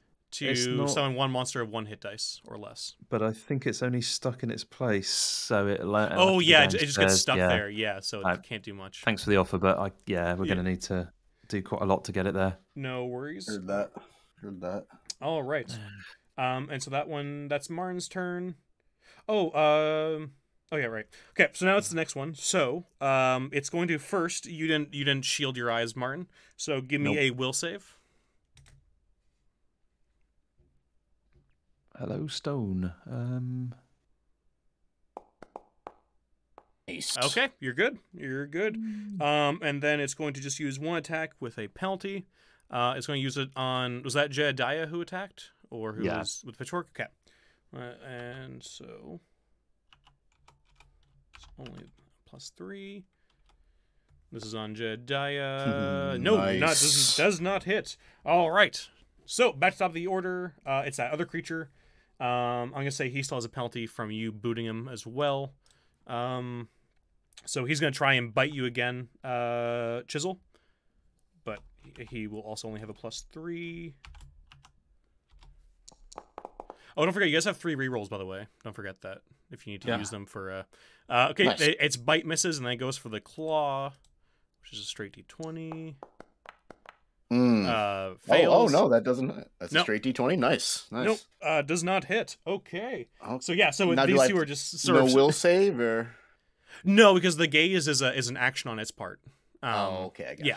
you. So nothing Cool. for it. Awesome. It did 2 attacks instead of attacking the gaze. Okay, John. So Fennec can move is again? no longer paralyzed. Yeah. Yep. So he is going to charge the one that looked at him. Okay, that's good. That's the unhurt one. Yes. Sounds good, Fennec. Go for it with your big clanging scorpion armor. Ooh, Oh, nice. Yeah, that hits. pretty good. Good slice. Good slice. I like it. Good shit. Yeah, so his longsword just comes down and starts hacking at it. Okay, what are your other characters doing? I guess they're still stuck. Cedric is going to try and swim up because he is wearing the scales of the serpent. Right, yes, So I he can. don't think that's for functional reasons, basically like studded leather armor. Yeah, but we're gonna say because it's just so form fitting. Constrictive. Basically, it's almost like you're not wearing armor. Yeah, since you probably shouldn't be able to do that. If only I last- could take it off. Yeah, you Like should he's be- wearing nothing at all. I'm gonna say, John, because I didn't realize you were wearing that. I thought you had other armor on. I'm gonna say you can go up this. No, I'm thing. happy for it to have literally been him getting bowled out of the way. Yeah, that's true. That's true. Yeah. So yeah, just give me Because there was a strength check involved. Yeah. Yeah, so just give me a strength check. Just go up there. It's a very easy DC, so I don't think he'll have any trouble, but we'll see here. Oh my god. The DC's 5. Alex is tossing the hard jinx out there. I You know. won't I'm have so trouble sorry, with it. John. I'll say he can basically get halfway up there if he doesn't make it all the way up. Yeah, and Marge is like watching him, and she's like, "That's kind of sad. Yeah. He doesn't know how to swim, and he's just like, he's just like doggy paddling up the it's like he's normally a very dignified man, but right now Yeah. he is absolutely not that. See, your coupon for free swimming lessons were in those pants that skeleton stole when he mugged you, and you never. Well, that's were where I able- was going at the time Yeah, when exactly. I was a boy, to my swimming lessons, and well, the trauma meant that I could never go back. Also, because that skeleton hung around on that road and just didn't leave, It just did not leave. and no one did anything about it. Oh, that's great. And All I right, was so- just a boy. Yeah, so Cedric is just stuck there. Marge is just down there because she has big armor on, right? So she's just. She's only wearing like leather, I think. Oh, okay. Well, Marge can try and go up there if you want. Yeah, she'll try and swim past him. Yeah. So she sort of clambers over him.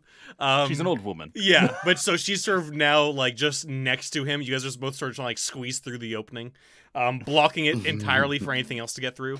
And she's still got her corncob pipe in her mouth. Also, this is saltwater too, so like it's just like you guys are just like in there, like you are now, like it's getting like your lips and everything. No, Not- it's in up your nose. Yeah. That's all. When it's up your nose, it's in your Yeah. sinuses. Yeah, you just feel like in your head. Dan, you're next. Okay. Let's see. Oh, again, don't forget you have rerolls, by the way. I keep forgetting to mention. Oh, yeah. Ah, Yes. But I feel like This is getting fun. two Yeah. idiots up a funnel. Yeah, it's totally isn't- funny. But go ahead, Dan. Yeah. Let's see. I guess Pip would have had to leave his long sword behind. So he's got his dagger. He's going to he's gonna go at the one that is kind of attacking Chisel. Okay, sounds good. Just straight on. Yep, and that hits. That just hits. Nice. A little bit of damage to him. All right. Yeah, he starts slicing through him a good amount. All right. And Chisel's gonna try to like rush at this same one, and he's gonna try to like flip it over. He's gonna like kind of like grab onto its legs and try to just like flip it over.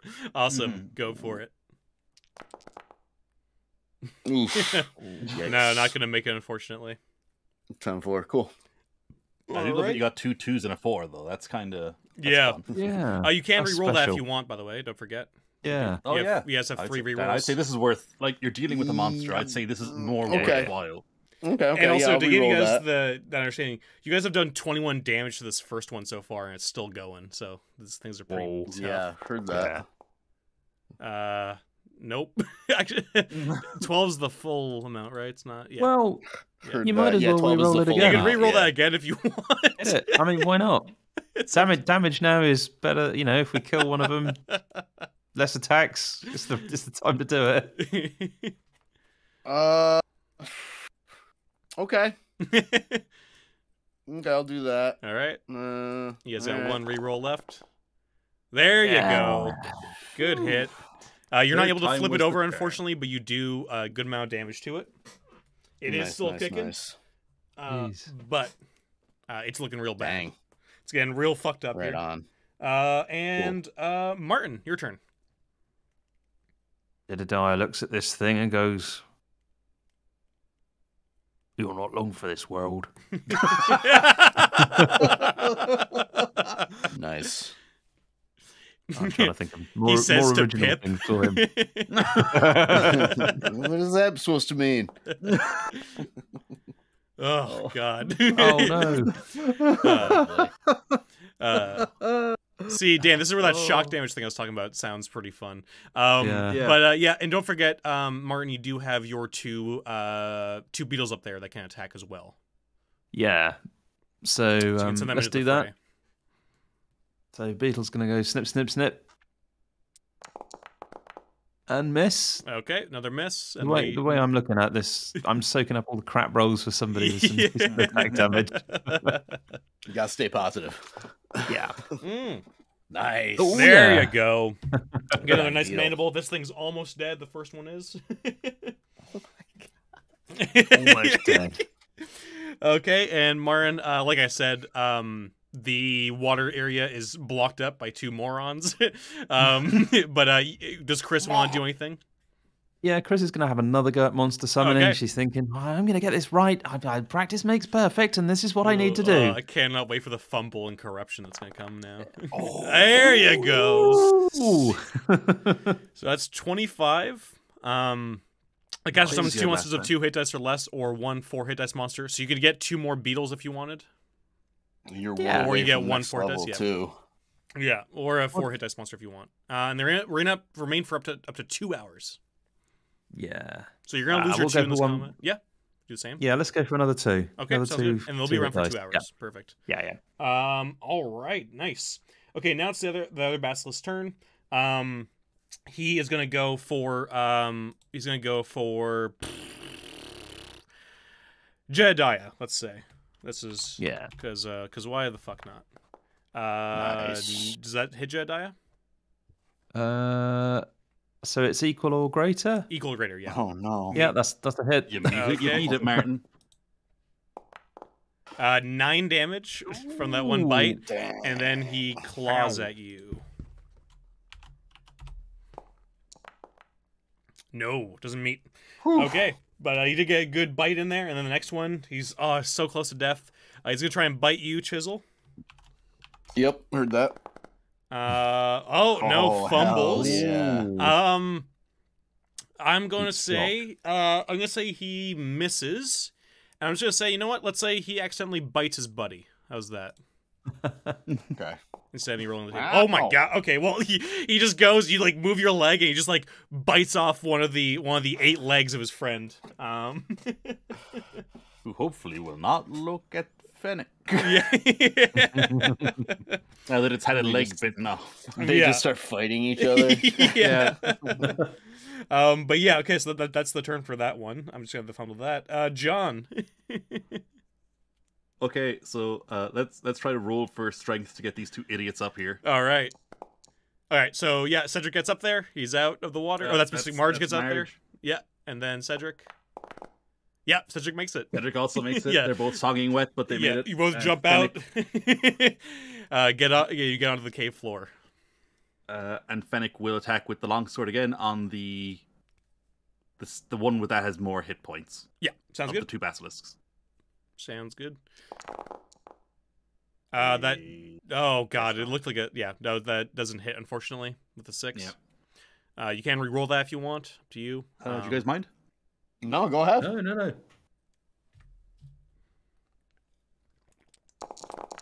Thanks again, Tim, for your Oh my god. Oh. Oh my god. So there goes everybody's Not fleeting luck fair. if you had any. Thank you, Tim, for ruining everything. Okay, so Fennec just runs up, just fucking steps on the severed leg and just fucking slides and just falls onto his back. Yep. With a really loud clang. That's hilarious. Amazing. Good job, Fennec, as always. Poor John. He's just like, why? And Dan. I re-rolled for that. yeah, I know. Yeah. That's the worst part. That's so good. Dan? Pip will go straight at the lizard attacking Chisel.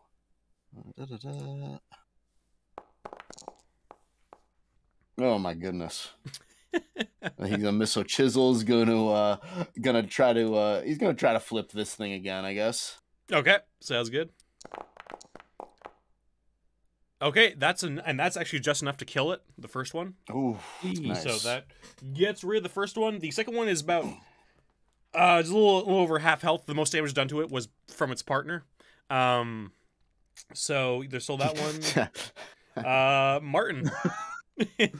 You just had to throw that in there. Yeah, I just want to mention Totally that. irrelevant. Yeah, I don't know. I just want to make sure you guys know who's the real damage dealer, who's the DPS of the. It's the basilisk. Fuck yeah. you. But yeah, Martin, it's your turn, buddy.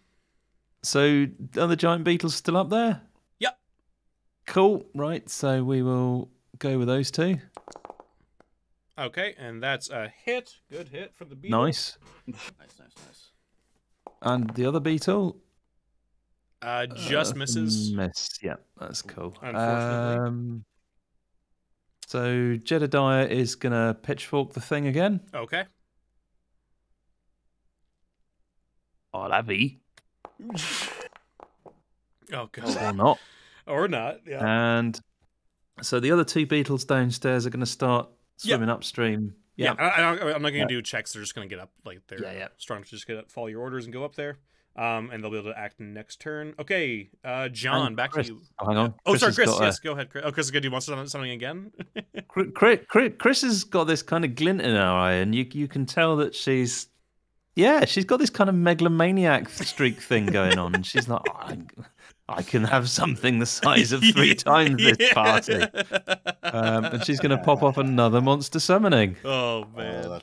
Oh, yes! That's what you get. Yes! That's I greedy. love That's what it! you get for being greedy, Martin.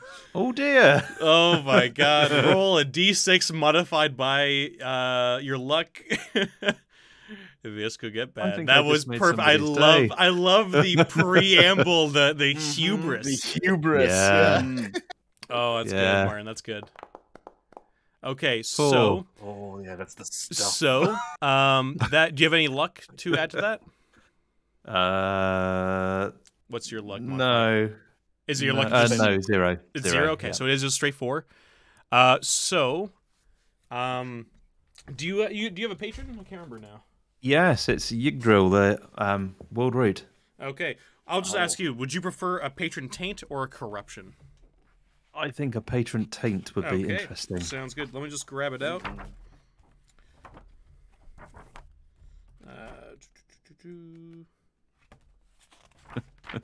Oh man! If only we had one of those rerolls.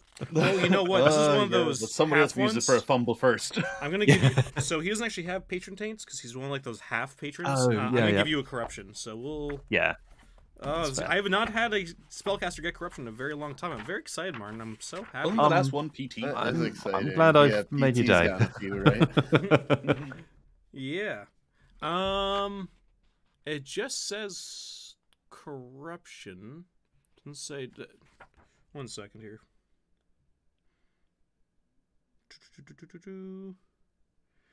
Less corruption patron. This one is corruption. 4 is patron. All corruption if no patron. Yeah.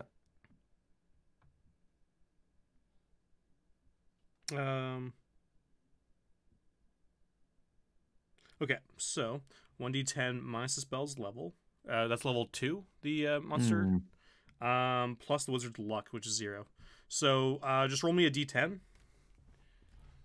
And you don't have to do the modifier, I'll just...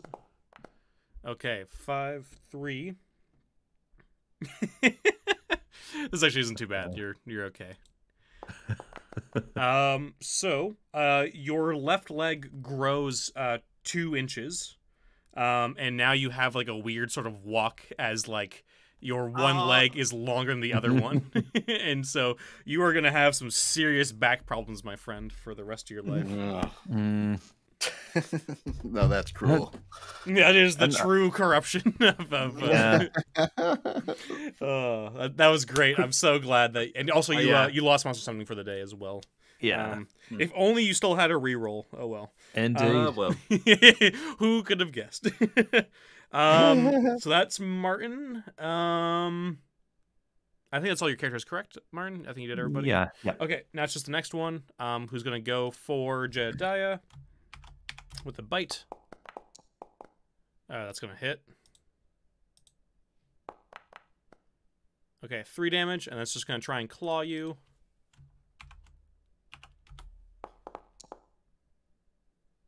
Misses.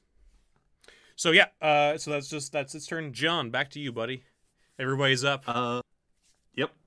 So first off, Cedric is gonna shoot. Okay. Your shot. Shoot your shot. Oh boy. Nope. It's not. Okay. Fennec is gonna go with the longsword. Okay. There you go, Fennec. Ooh, nice. Good. Oh, this thing's almost dead. Does not have a lot left.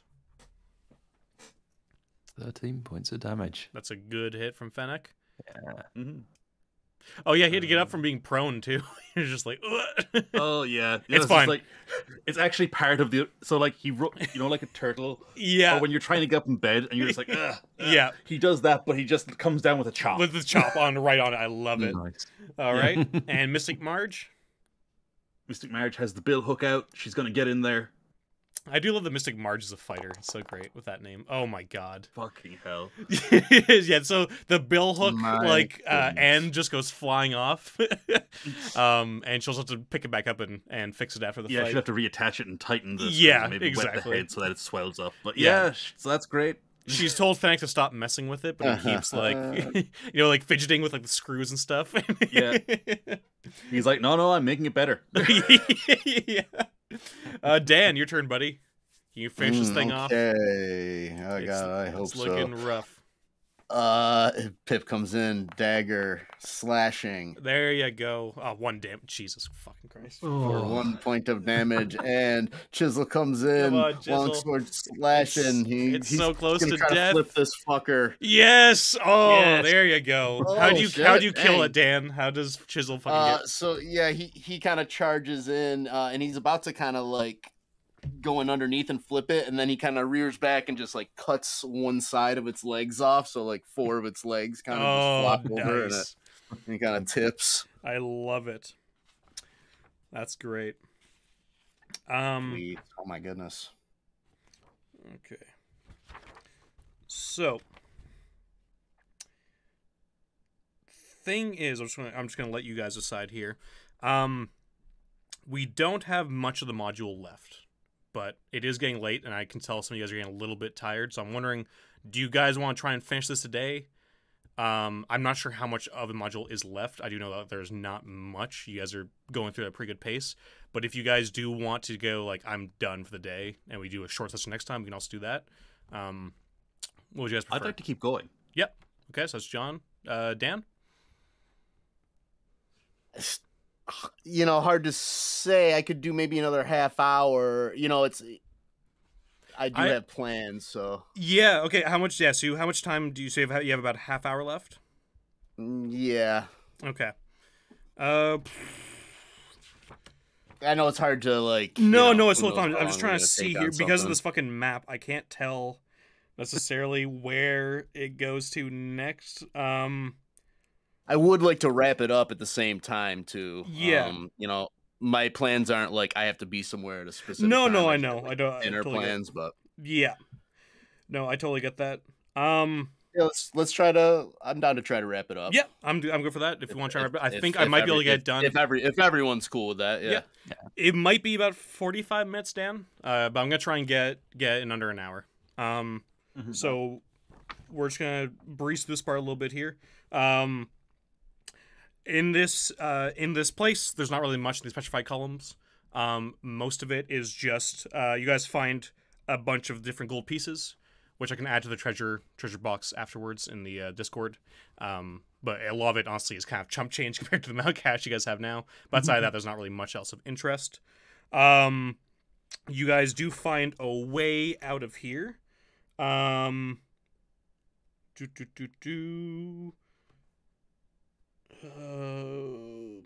it's so fucking long. You're all good. Okay. 7. Okay. So, here's what I'm going to say. You guys can leave this area. And from this area, you guys find yourselves in a hallway. At the end of the hallway, there is another door. This is very similar to the last ones. It's almost like a similar thing where there's just like basically not that many choices. There's just like a few doors. But I'll say there's one door at the end of the hallway that just seems to sing to you. Oh boy. Does it look like a treasure room doorway? Dolly, what does your dwarf nose smell? So now so we were in the room with the stalactites and these lizards. Now this has kind of led us down a corridor. Basically, this giant cavern, you guys sort of went through all the stalagmites, and then it led to like a door in the far corner. Going through that door led you to a hallway, and now that you're in that hallway, there's just another door at the end of the hall.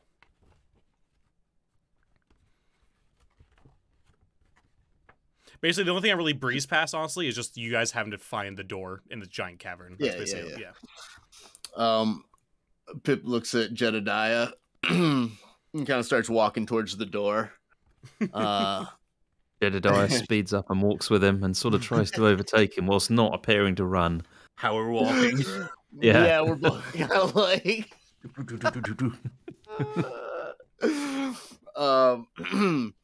And so when Pip gets there, he starts looking for traps.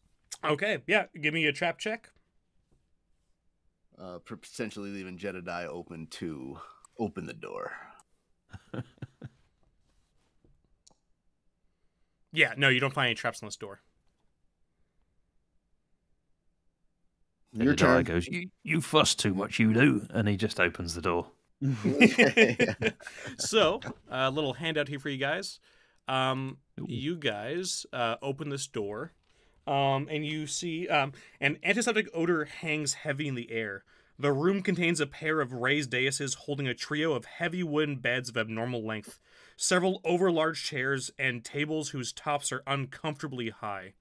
Gauzy sheets of colored fabric hang from the walls, and rough-hewn wooden pillars stand about the room. At the far end of the chamber is a staircase rising upwards. Before you stand 3 odd, identical human-like creatures over 7 feet tall, with motley pallid gray and chalky white flesh. Black glass lenses cover the eyes of these lanky-limbed and grotesque men. They wait patiently for you to advance. And here they are. I will show players. Share with all. And anybody in the chat, you should be able to see that. Just right there.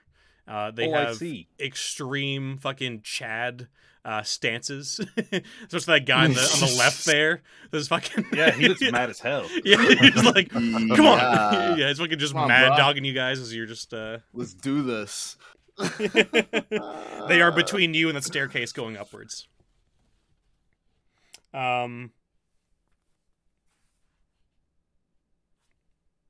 Well, Pip's gonna try to run past them up the staircase.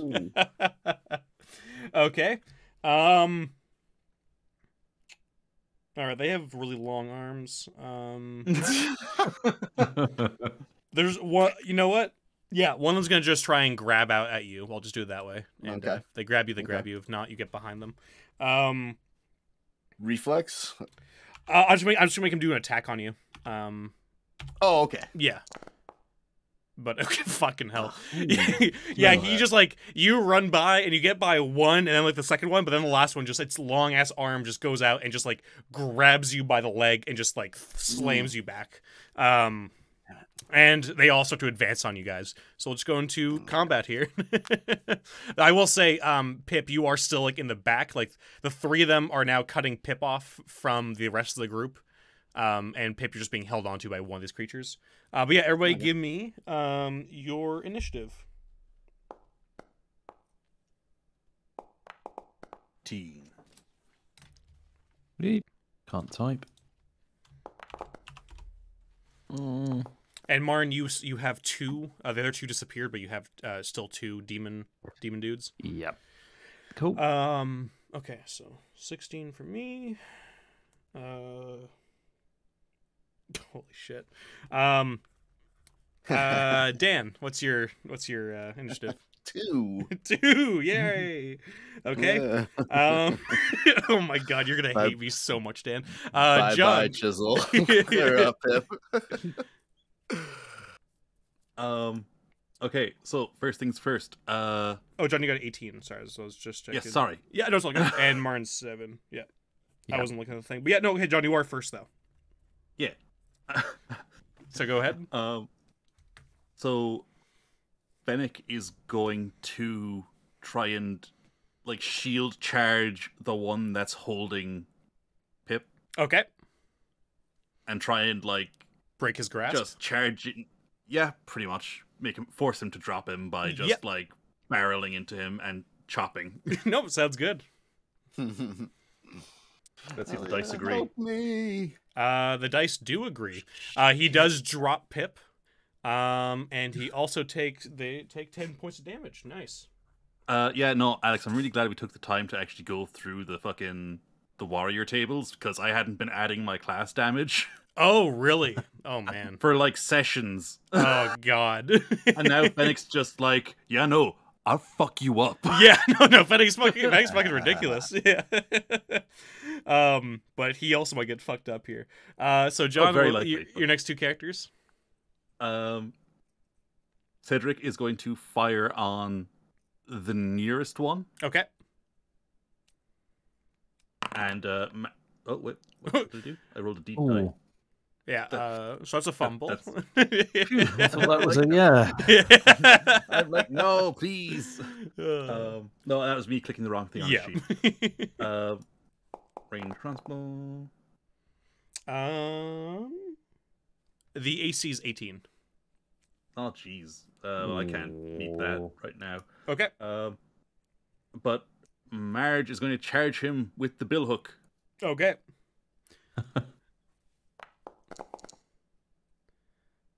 Yeah, no. Yep. Not so okay. much. And now it's their turn. Oh, no. So one goes for you, Pip, and he just starts like wailing on you. So, like I said, you're gonna hate me. So this is his first attack. It was a fun campaign, guys. Oh no! +6 to hit. And here's the second attack. Oh my god! So you're going to take. Mean.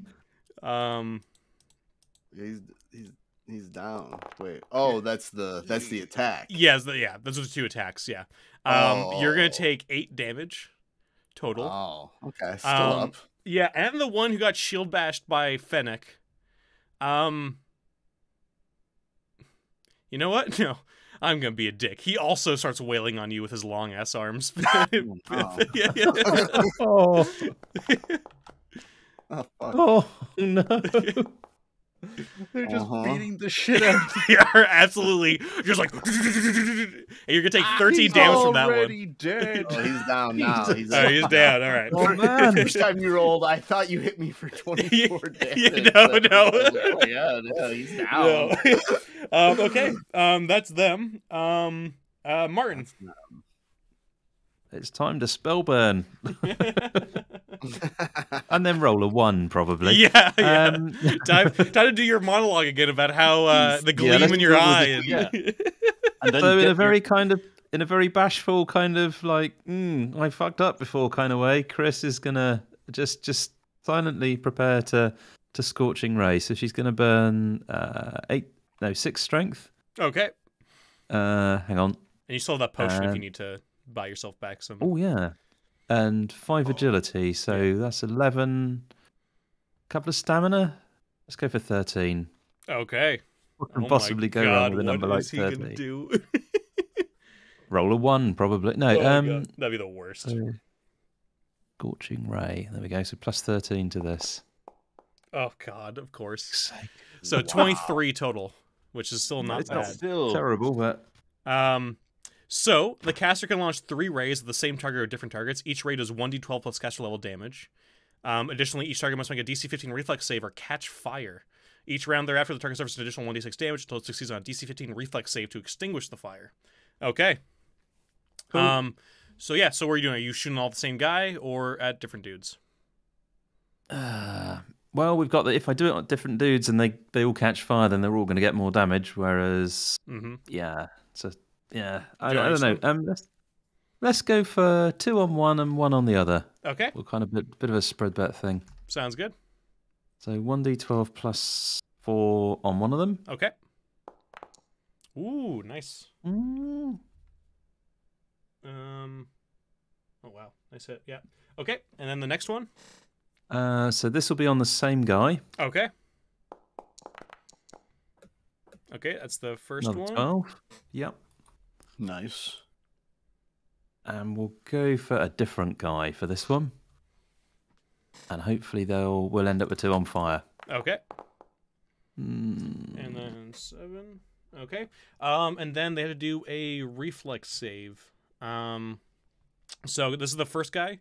I guess what's the reflex at? The reflex is +6. Oh my God. Things are quick. 24. Does that meet? Yeah, 23 I got, yeah. Okay. So the first guy beats the first ray, and then he has the second ray to deal with. Does not, so he catches fire, and then the other guy catches fire. Oh, sorry, the other guy he tries to. Okay, he catches fire. He does. Yeah, he does. Yeah. Okay, yeah. So you got 2 guys who are just on fire. They're sort of black lenses. Like you're seeing no emotion from these guys from being on fire. There's no screaming or anything like that. They're just emotionally beating the shit out of Pip right now while they're still on fire. Okay. Dan. Okay, well, Chisel's going to. He sees Pip go down, and he's just going to charge straight at the one that took Pip down. Okay. I don't know if it's one of these 2 that's on fire. Yeah, it is. Yeah. And he wants to try. I want to try to knock this one on fire into the other one that isn't on fire. Okay. So you do pass the D die, but you don't actually hit because you need 18 to hit. Oh my goodness. Yeah, I don't think I want to burn Chisel's permanent luck on this. Okay, sounds good. Or do I? No, I don't want to burn 3 luck. Sounds good.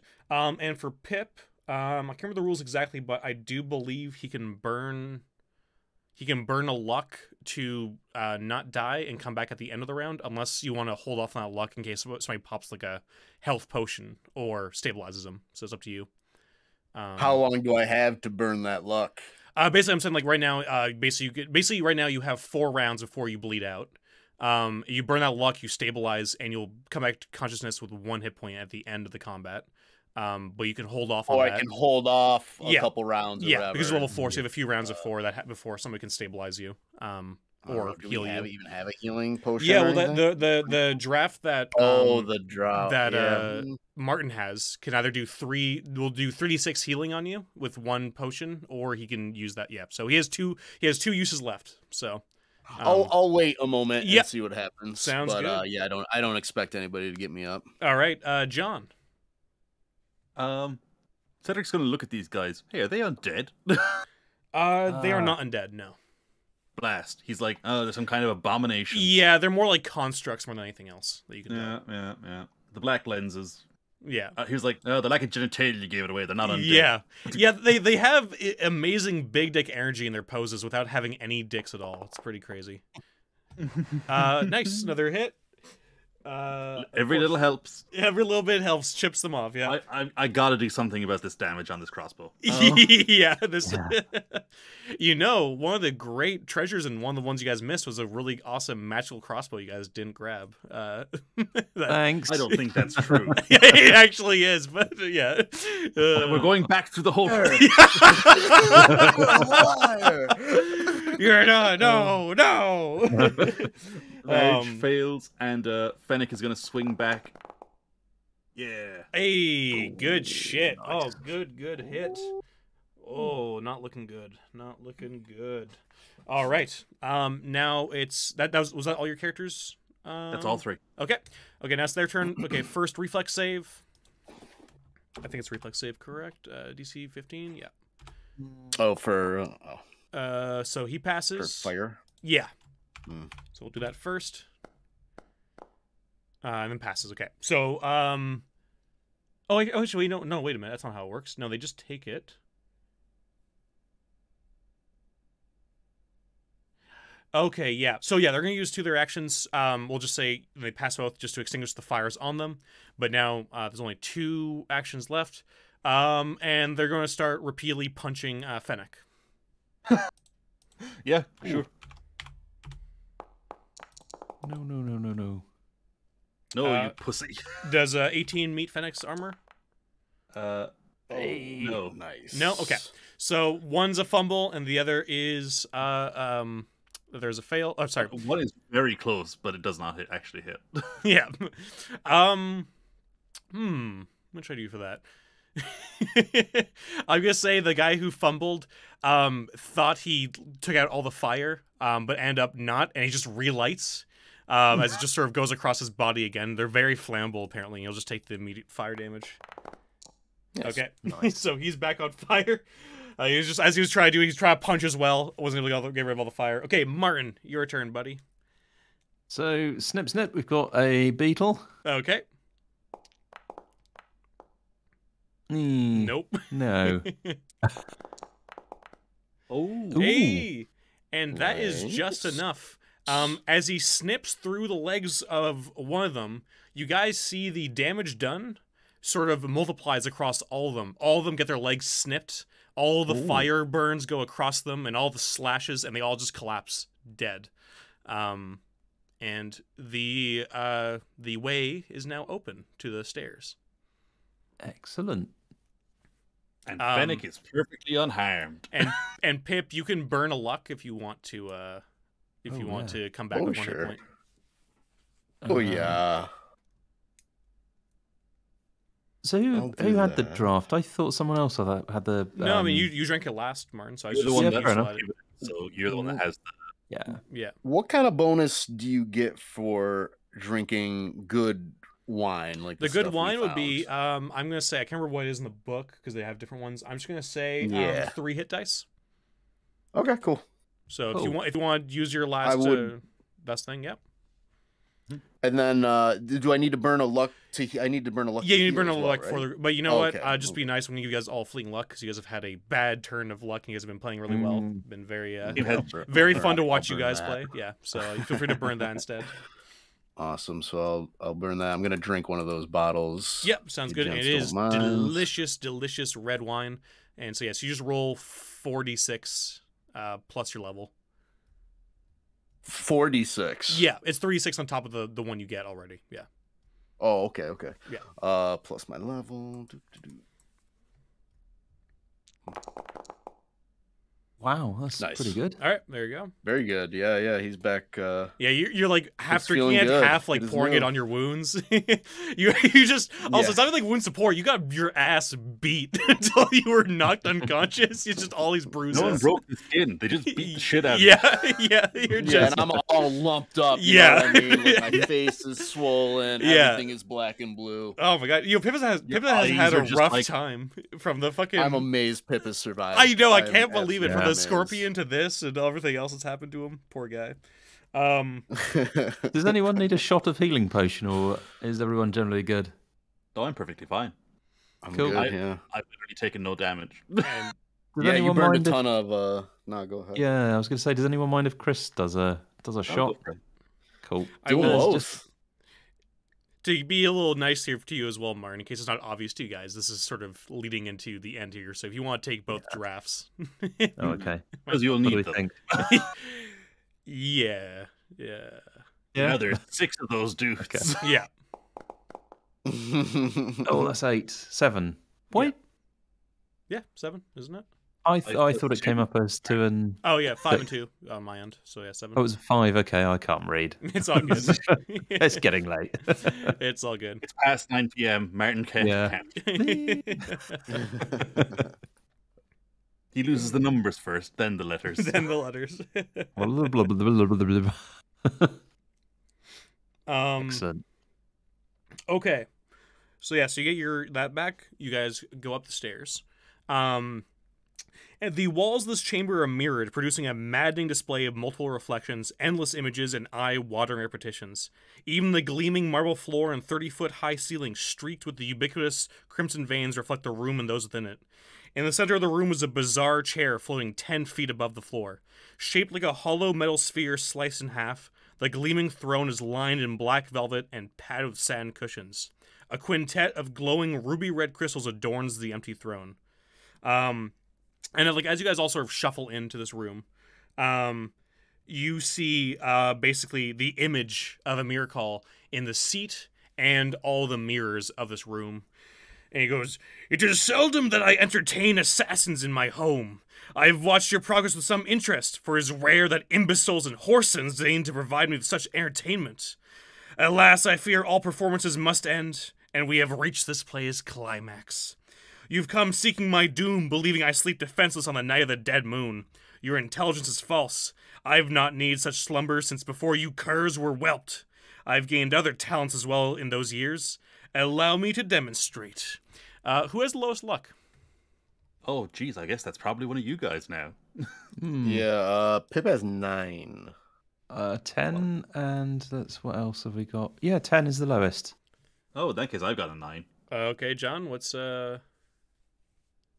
oh wait, so two people have 9? Yep. Okay, so who are the 2 9s? Pip. Marge and Pip. Okay, so 1 2 it's Pip, 3 4 it's Marge. Yep. Okay, Marge. He blasts out. Yeah, and you guys feel free to roll your initiatives as you go on here, guys. He blasts out a scorching ray, which I think Martin you already have on your character sheet, so I'm just going to use yours. Yeah. Scorching ray, there it is. So 7 plus. Okay. He. Oh boy. That's not that bad actually. You take. I think.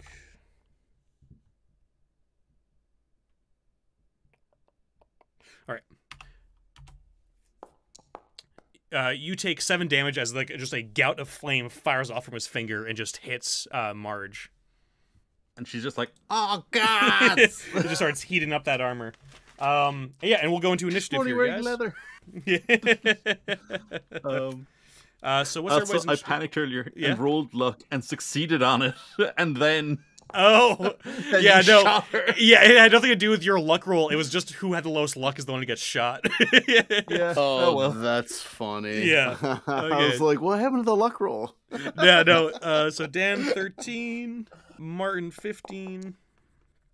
John 18. Oh, nice. Oh, nice. John 18, and for him, he got 2. Let's go for 2. Let's see what he gets. 10. Close So enough. you guys are first. What do you guys want to do? There are 5 of him. There's 1 in the throne, and there's 4 in the mirrors behind him.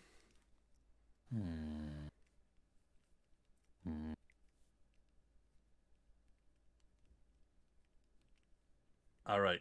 So Cedric will cry out, we are here to do you in for your vile doings and sending out flying apes.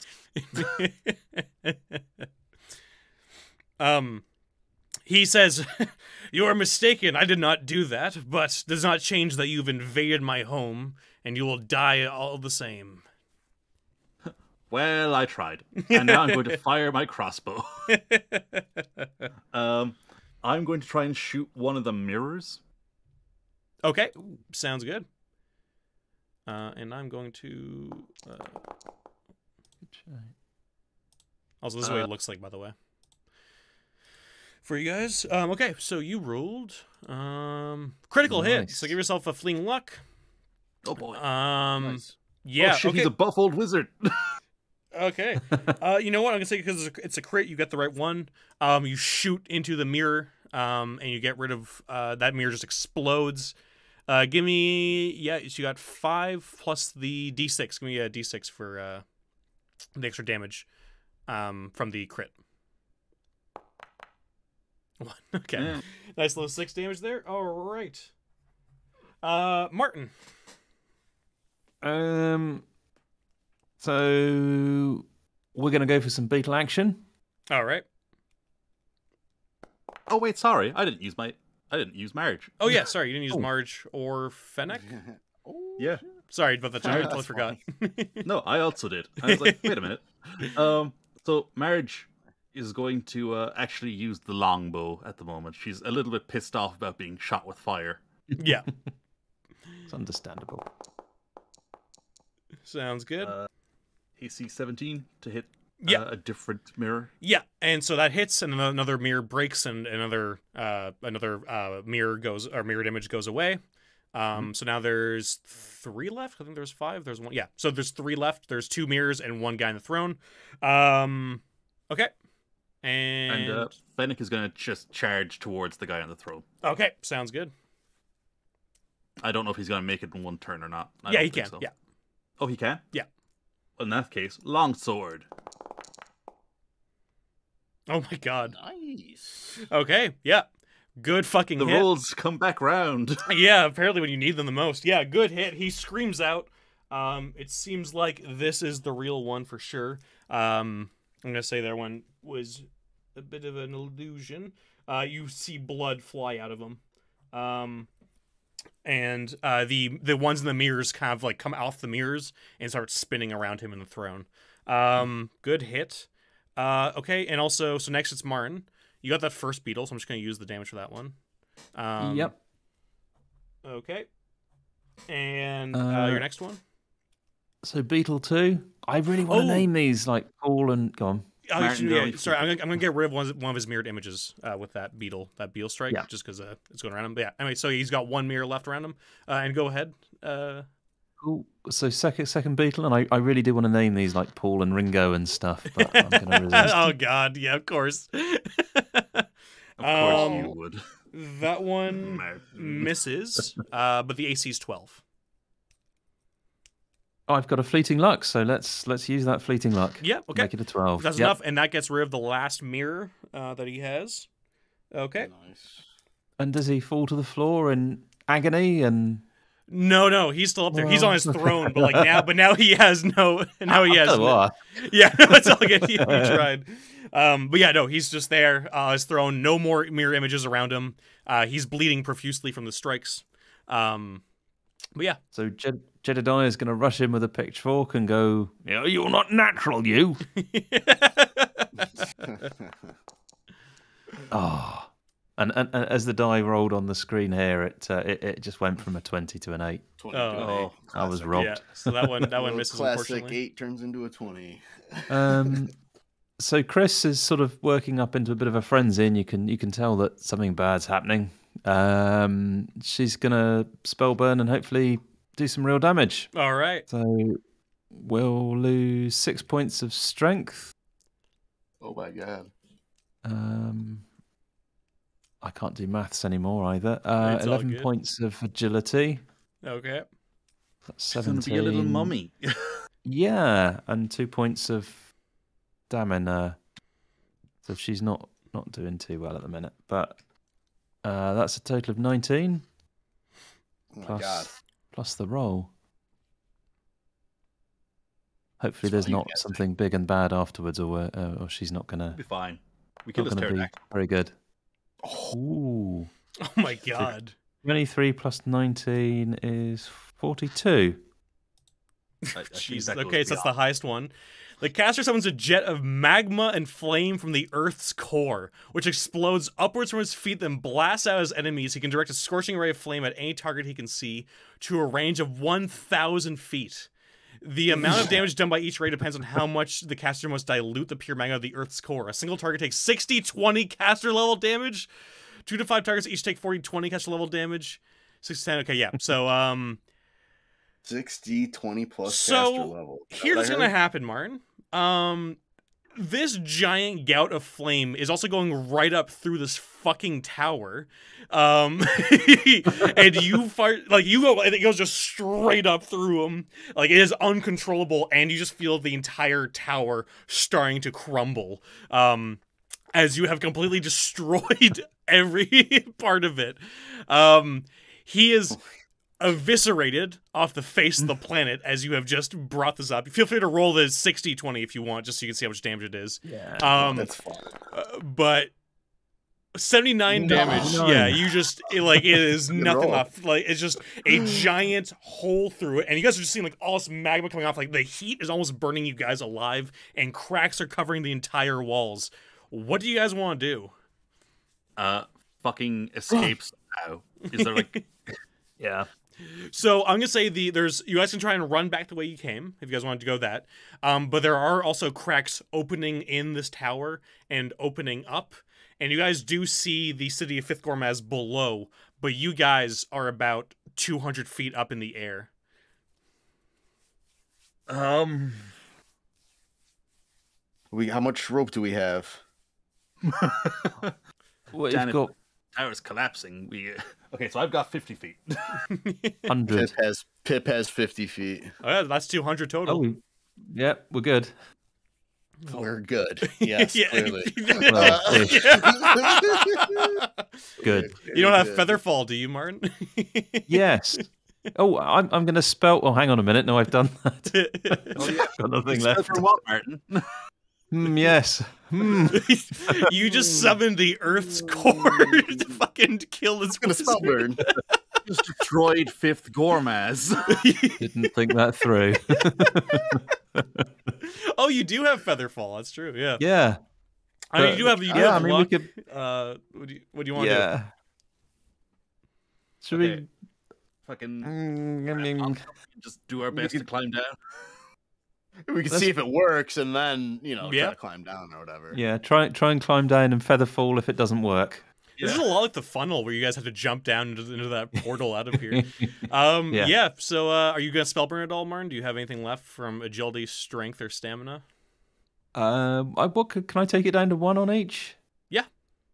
Oh, cool. Okay. Well, I'll burn 9 and take everything down to 1. Okay.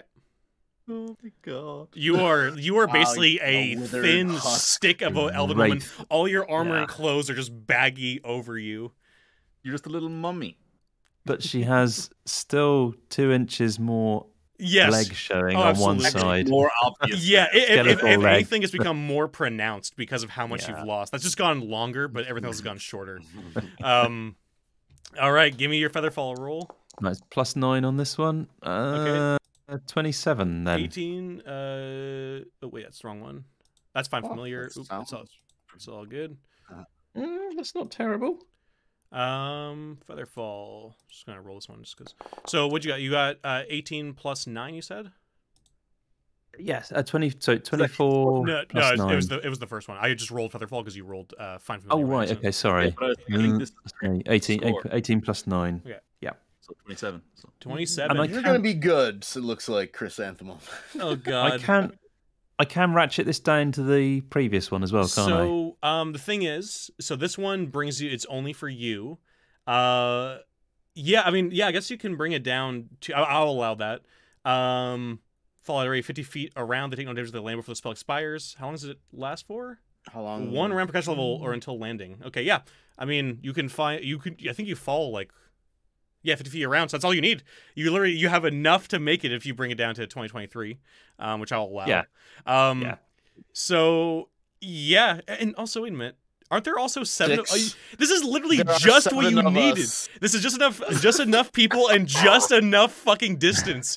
So you cast Featherfall and like the cracks in this building open up and you guys all just jump out like out of like, you have a plane like a paratroopers and just start falling as the entire building around you just see cracks going through it, magma shooting up like a volcano, and the tower just crumbles around you, rocks falling and hitting the ground, and you guys just hit the ground. And look behind you as this basically whole thing just collapses as you guys just make a fucking run for it away from here. And you guys escape. Though one of you is probably having to grab Chris so that she can actually run because she is basically completely spent. And you guys make it out of the fucking shimmering tower. Oh my god. Jedediah looks round to everybody and goes, hang on a minute, weren't we going to go and get something from a treasure room or something? We fucking missed it again, didn't we? There is no treasure room. Oh no. The cake is a lie? What? Well, there's no treasure room now that it's all been melted by magma from the Earth's core. Liquid hot magma. Oh man, wow. And you and probably all of Fifth Gormaz looks out as the tower is now just a spitting geyser of magma as you create this nice volcano on the before it starts sputtering out. And yeah, congratulations, guys! You you. I really want to go to this farty wedge guy and give him the diamond egg. Here's the thing too, like the name of the module still is really kind of so now I'm like I mean obviously he said he didn't do it. Now that's over. Like, I'll kill you anyway, but so basically this thing happened before I had a chance to do it. But halfway through the comic, because we're done now. Like you guys have made it through. You're all good. You guys are now level 5. You were that was awesome. A few rounds in. The girl Layla, who is actually another wizard disguised, who is a lover of Emirikol, who they've been fighting forever throughout centuries and different plants and all other stuff, was going to come in a few rounds, and there's just going to be a chaotic wizard battle between their minions and all that sort of stuff that were going to come out. He had sentinels behind the mirrors, she had her winged gorillas, and it's going to be just a crazy fight between everybody. And that was the framing, was just her setting him up to be the guy who's destroying everything when it's actually her. She was just a pissed off lover. Because he joined Chaos and she was lawful. And it was just going to be complete anarchy. Wow. And then somebody another wizard just did that, and that was amazing. That's a way better ending. I cannot believe. That was awesome. I love the idea she's going to show up and be like, yeah, we're going to have our big duel. We're going to have hot wizard sex. And then she just sees... Yeah, just eviscerating everything in the area. I can't believe you got the roll. You had just enough for the distance and the amount of people. Yeah, I know. The featherfall. Yeah. Oh god, that was amazing. I love what a great ending. And yeah, Tim, you did play this one before, but you did not have this ending when you did it. Oh man. That was epic as fuck. Yeah, that was cool. That was really cool. Good a lot job. of creativity from everybody. I thought. Yeah, a lot of yeah. Oh my god. Good job, guys. Sweet. And yes, I'm glad we were able to finish it because I was like, there's really not much left, but it was just long enough where I was like, I was feeling that. Yeah. But yeah, thank you so much, guys. I know, Dan, I know you're in a hurry. I'm fine. I'm not in like a crazy hurry. It's just dinner with family or whatever. Tim, your rolls came in handy until John Tim, you're fumbled on one. Hi, Sue. Oh man, good job, guys. So yeah.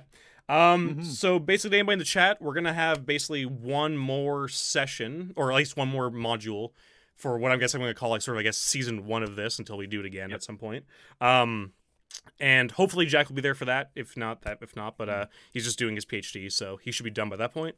But we'll have that, and then we'll probably move on to other stuff. But we're gonna take a break after that. But again, we'll get to all that later. But yeah, we have one more to come. It's one I have not run before. I believe it's called Against the Atomic Overlord. So it sounds fucking badass, and I can't wait to do it because I have no idea. What's the cover of that one? I'll grab it real quick. I've seen it. They're all crazy covers. I might have that one. I'm not sure. I'll just try and get it. Oh, is that a Dying Earth one or something? It's just normal. Oh, I mean, cool. it probably has a lot of Dying Earth cool. qualities to it, but it looks insane. And I'm excited to see because I have not looked into it at all, but I just looked at the name and I was like, oh, I gotta run this. I have it. I gotta run it. Sick. Oh man. Good deal. Fantastic. But yeah. All right. Well, yeah. I'm kind of in shock. Good job, Mern. Good job, crew. Yeah. But yeah. Cool. So we'll see you guys in basically 2 weeks, unless anything else comes up, and then Hopefully not. yeah. Hopefully not. Well, 2 weeks. Hopefully nothing is will come up. 2 weeks is Mother's Day. Oh yeah, okay. So maybe a month from now. Possibly. Yeah, we can talk though. I could. Yeah, we'll figure it out. Let me figure out. Yeah, it's possible we can still do it. Yeah. But, yeah. If not, we can also do it on I know. off Sunday. It's not a huge deal other way. We can just figure it out. Right Yeah. on. All right. Well, thanks Go everybody and buy her a in really, the chat. really nice dinner, or Yeah, thanks everybody that was watching. That's awesome. yeah. I might stream some games later tonight, but we'll see. I'm gonna fucking go eat some food because I'm also still like reeling from this. Man. What a great! Oh my god. Only in DCC, I gotta say. I've never had anything like this in any other system. All right. Have a good one, guys. Goodbye to everybody in the chat. Peace. Bye, chat. cheers, guys.